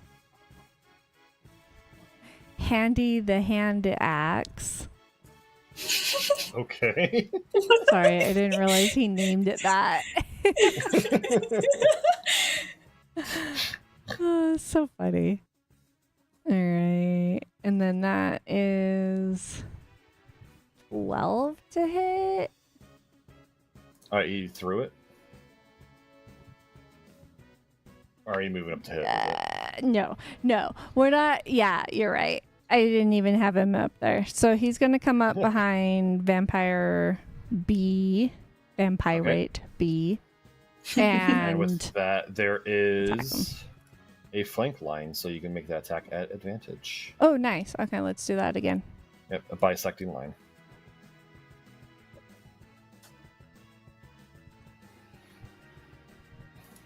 That one's a 15 to hit. Good, because the 12 wouldn't have hit earlier. Nice. The 15 hits, though. All right. And I was like, Owen. Xyler's cursed even when he's not here. I know, poor guy. All right, but 15 hits. Go ahead and roll damage. All right, that is 7 damage. All right. And then he does get a second attack with that. Oh, God. Excuse me. Go right ahead.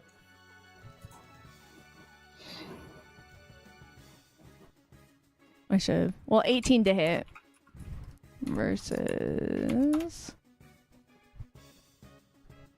11. So the 18. 18 hits. Go right ahead and roll damage. 7 damage. So more damage. All right. And that is enough to consider this vampirate bloodied. All And right. that is the end Xyler's of turn? Xyler's turn. All right. Teo, you're up.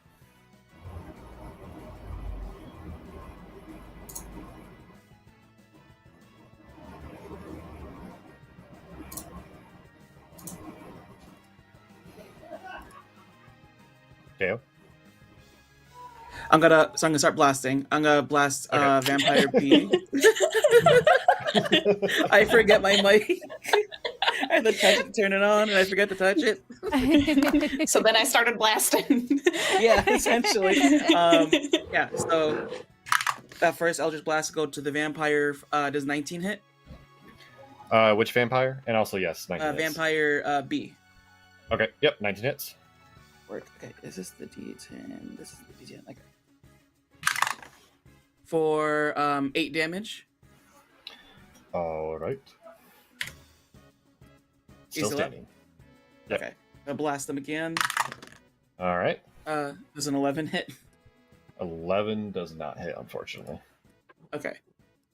And then I kind of look to Bide and I'm like, hey, check this out. And I summon a tentacle monster. Or tentacle. Like right here. There you go. Yeah, excellent. It's gonna attack Vampire C. All right. We'll give it its usual fist. There we go. All right. Yeah. What's the attack? Oh wait, they're immune to cold damage, huh? Yes, you have learned they're immune to cold damage. Damn it. Okay, well, I'm gonna see if it hits anyway.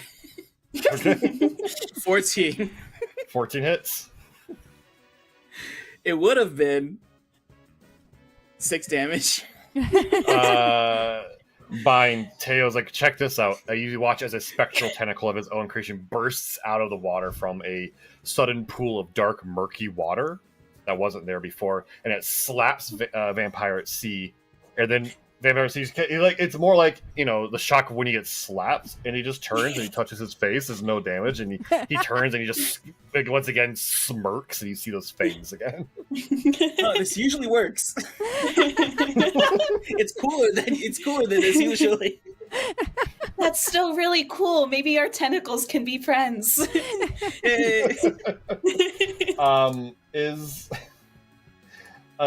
it only do cold damage? I thought I could do other damage. It's only cold damage, yeah, according to the. That's actually kind of funny. I'm sorry. So funny. All the deep makes sense. Is that your turn then? That's my turn. Yeah, that's all I can. All right. Actually, Ezreal. I'm gonna charge for it. Actually, 1, Okay. 2, 3, 4, 5. No, sorry, I was here. 1, 2, 3, 4, 5, 6. I want to do some shenanigans in a bit. There you go. Okay. Ezreal, you're up. The question is, do I Answer. do something boring or do I attack? Uh, The plight of a cleric. What?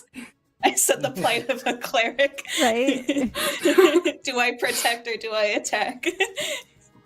All my friends are attacking. Yeah. They look like they're having fun. Exactly.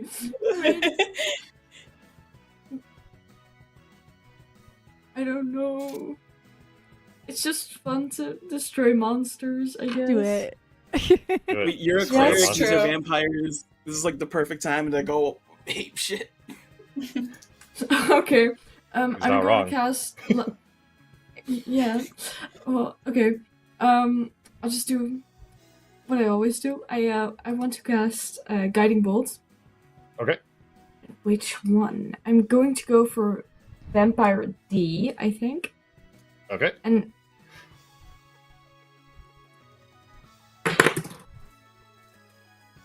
hello. Oh, there it goes. Okay.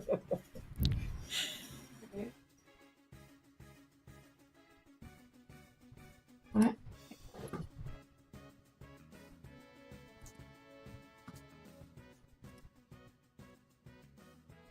Would you roll a hit? 24. 24 And- hits. I'm going to upcast it because it's fun. All right.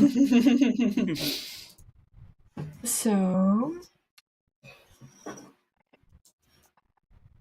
how many d6s is that? Oh, wait. 66. Nice. A lot of d6. That's a lot of d6, yes. It's a lot of damage. So, for 19 radiant damage. You launch your guiding bolt at Vampire D. I'm just gonna check something real fast. Yeah, okay. It strikes him in the chest and it bursts through, and he looks down and goes, "Huh, that didn't." And then you watch as he screams in absolute pain as the radiant energy burns through his flesh, bone, skin. His head snaps back, the light kind of blaring from the eyes and mouth as he completely gets vaporized. You learn they're vulnerable to radiant damage. Yeah. However, when a vampire dies, you watch as he explodes. The ash from his explosion settles on his companions, but however, you realize that whatever damage his explosion might have done, they're immune to. Mm. So there's no damage there. But, Kind of but look yeah. at the vampire right in front of me. I'm like, ooh, I don't want you to explode on me. That's disgusting. Gross. Is that your turn, Ezra? Yeah, sure. Back to top of the order, Vampire A, who was bloody, is going to attempt to energy drain Elodine again. That is going to be a 23 to hit. Ugh, I guess so. Okay, good.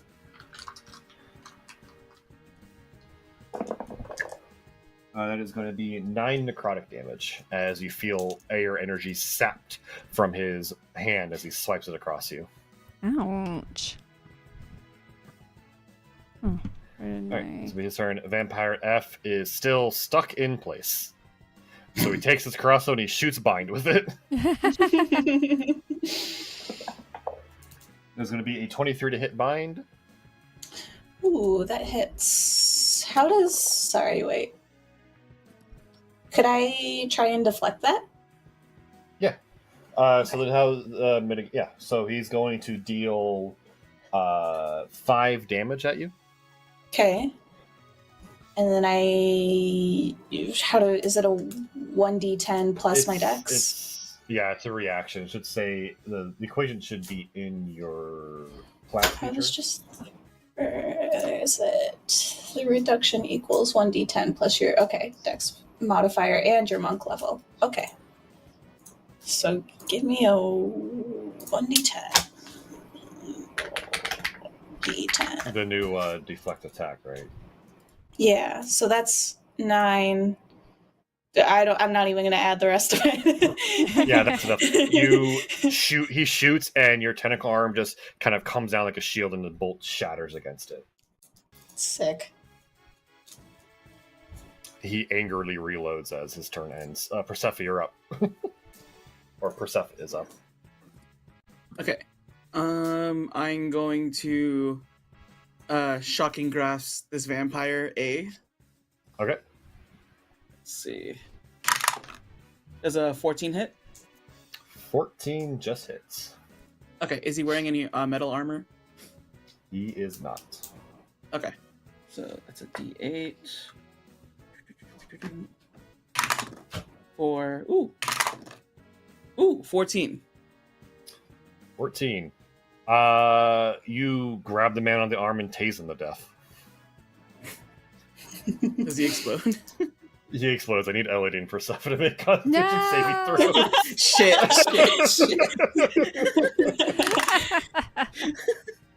You say That's a Constitution? 15. Yeah, Constitution.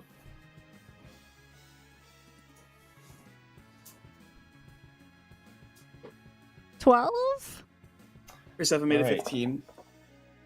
Persephone passes. Elodie fails. Elodie take 5 necrotic damage as he explodes in a cloud of ash. Persephone, you manage to like cover your face. Persephone manages to cover her face and nose quickly enough, but Elodie, it sinks through your face and body, and it stings. And you cough and you sputter as you wipe it away and wave the cloud of ash away. Like, send a, How is Elodine? a layer of fire over my body, trying to like get it off, but it doesn't help. All right, is that Persephone's turn? Does Persephone have any bonus actions that she can do? That is it. Yeah. Bind is up next. Okay. I am gonna make 2 unarmed strikes against Vampire B Okay, with my arms. with the arms. With my arms. That's a 17 17 hits. and a 3. 3 does not hit. The first one is 12 damage. That's exactly enough to kill Vampire B. Your tentacle punches a hole through his chest, and he explodes in ash around it. I need Xyler and Bind to make Constitution saving throws, please. Okay. Is it something that I breathe? No. Ah. It's 3. a caustic. 6. Yeah. And what's Xyler's?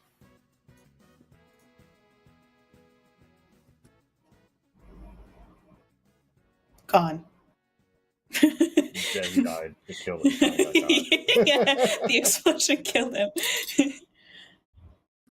Let's see if we can even just say. Nah, he's fine. Bind, you're going to take 7 necrotic damage. Okay. And it is at this moment you guys learn that as the ash also explodes upon Vine Pirate Sea, that they're immune to necrotic damage.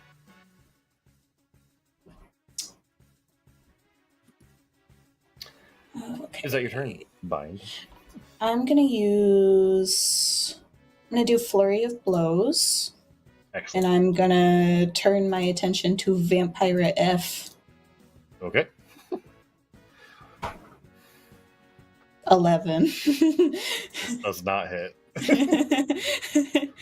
Oh my god, 11. Also does not hit. She's like feeling it seep into her wiring and It's just this very fine caustic ash. yes. It burns. All right. Is that your turn? Yes. All right. Vampire C is up. He is going to take the risk and he's going to run. You get an attack of opportunity if you so wish. I will take one. There we go. 21. 21 hits. For 8 force damage. All right. He takes it on the chin as he runs by you. He's going to use his action to break the ice off Vampire E. And he is going to 5, 10, 15, 20, 25, 30. Continue to run. In the background, the fighting of all the pirates you can hear. The crew is doing very well to turn them back and rout them. You can almost hear from the ship a whistle, like a retreating whistle from the captain of the ship, of the pirate ship. So they're going to attempt to start running. Vampire E is up. He's going to run up, use his action to break out Vampire F. And he is going to 5, 10, 15, 20, 25, 30 run off the map.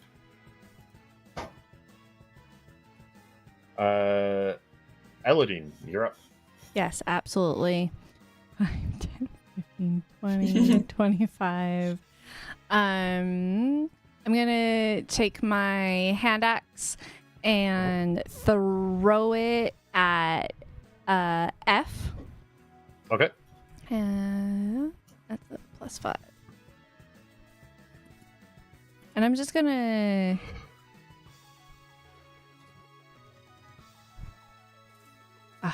an 11. Does not hit, unfortunately. Does not hit. That's okay. The hand axe reappears in my hand, and I rotate and I hit Vampire C. Okay. 15 to hit. 15 hits. All right. Oh, what's the damage? 1d6 plus 2.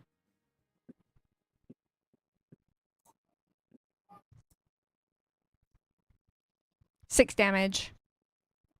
All right. He takes that 6 damage. And let me Still standing, but see. Bloodied. And then I'm gonna bonus action throw a dagger at C as well. All right.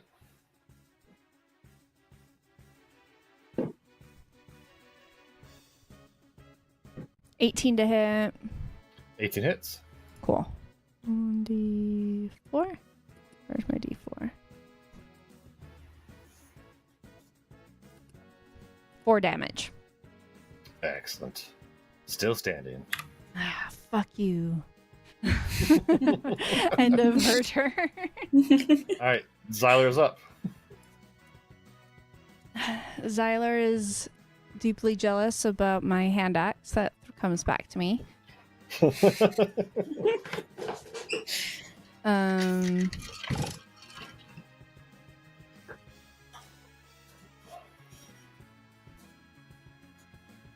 He's gonna longbow Pirate Excellent. C.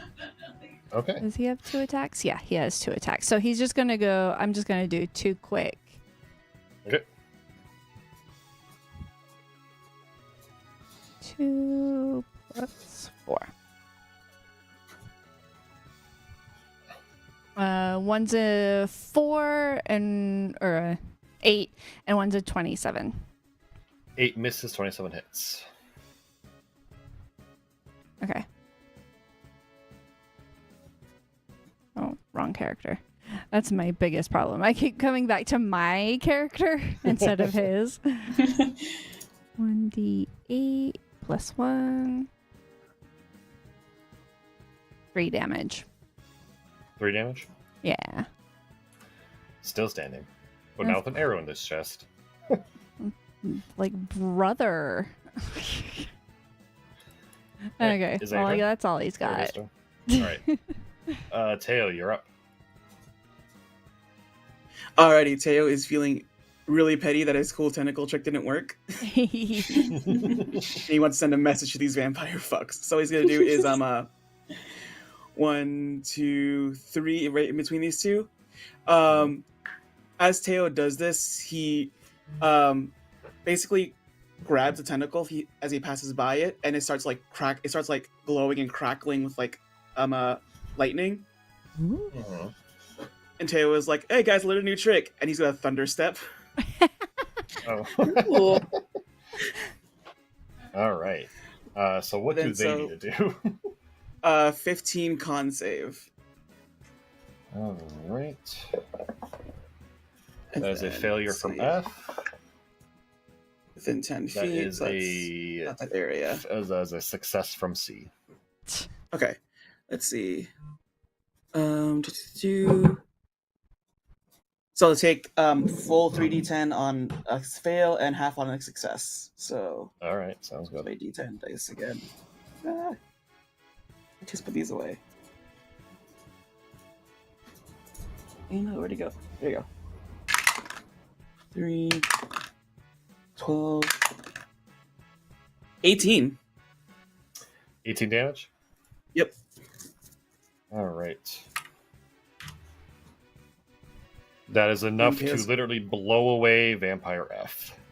Yeah, and then Tails just gonna teleport back here. You avoid the explosion. And yeah, that is enough to also just blow away the last 2 vampires in a Okay. burst of ash and thunder. With Screw that, you! You're not allowed to run away. So as the pirates like try to fly away, they do hear that thunderous boom as those vampires vaporize. You guys watch as you finish your section of the fight, and you look at the rest of the crew, and you see the crew repelling the vampires rather effortlessly. The survivors are breaking free and leaping full on over the railing back to their ship. And you see the hammerhead, the blades shink out of the hull of the ship, reattach, and you see as they're trying to pull away. However, the arcane cannons spin up again, and you hear another broadside as it just tears into the hammerhead. You see shrapnel and armor and everything going flying off it, but the hammerhead doesn't survive. It survives enough to manage to turn around and burst away with its speed and thrusters. However, you see that there's smoke and fire on it, and it is considered limping at this point, so it might not last for much longer. But at that point, everyone looks towards each other. You see that there were minimal injuries, no casualties on your end.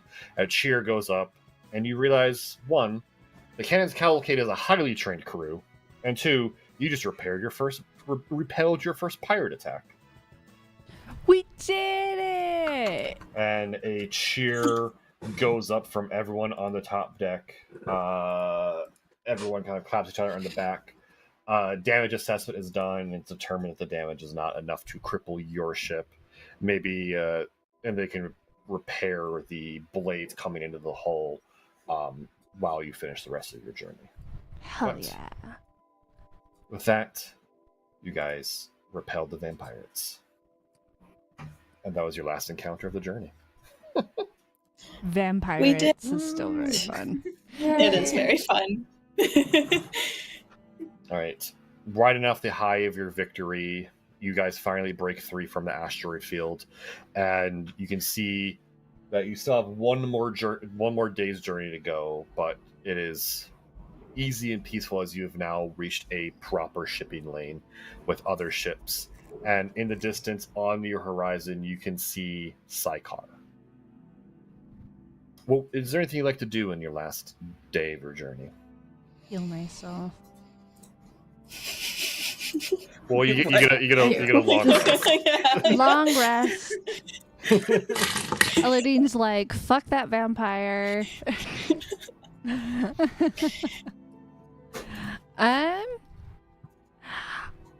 On our last day of like getting in close to the planet Sykar, I really want us to like try to do as much recon as we can from the ship, like reaching out, seeing if anyone answers, that kind of stuff. Okay.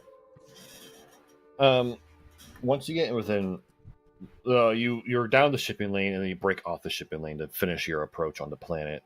Along the way, you tell Blackwater your plan, and he kind of goes through their they're cycling through long range and short range communications, and nothing seems to be pinging. It's as if the message is going through, but it's as if no one is on the planet willing to answer it. Mm-hmm.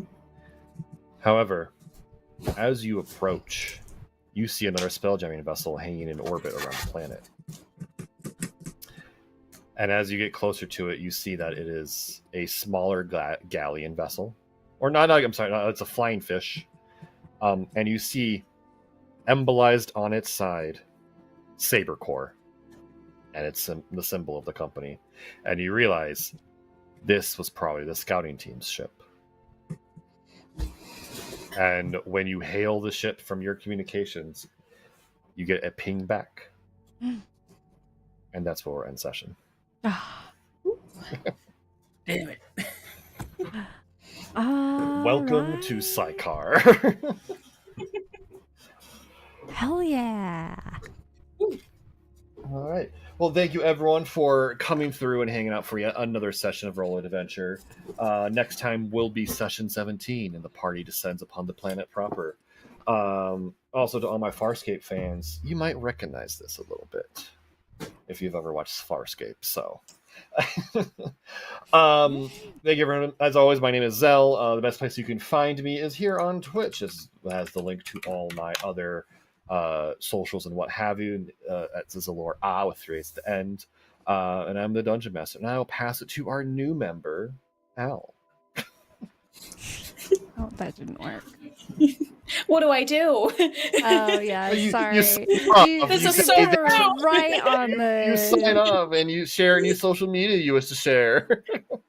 Well, this is Al signing off. You can find me on Twitter at DrakBackwards. And I will pass it to D. Die. Oh. Hi, I'm D. I am D Major Queer on all socials, as you see right below. Literally on all my socials is that. So if you want to find me anywhere, that's a tag I use. And yeah, I'm gonna pass it over to Josie. Hi, I'm Josie again. I am at Miss Josie D. Nope, that's not it. That's such an old handle. MX Josie D, or at MJ Sparkles here on Twitter. James was so nice to set up SiriBot, and I don't know how to use it. Learning curve. We're learning. I used to know things. But Once upon yeah, a we time. have everybody's socials on that eventually. I'm gonna throw it back to Zell because our lovely Jace does not want to be perceived. Do not perceive our cleric unless it's in the context of this show. Please and Yes. thank you. Yes. All right, everyone. Thank you so much for hanging out. We will see you next time on Roll of Adventure. Bye-bye. Have a good day. Bye bye. And go Bills. Football. Go Bills.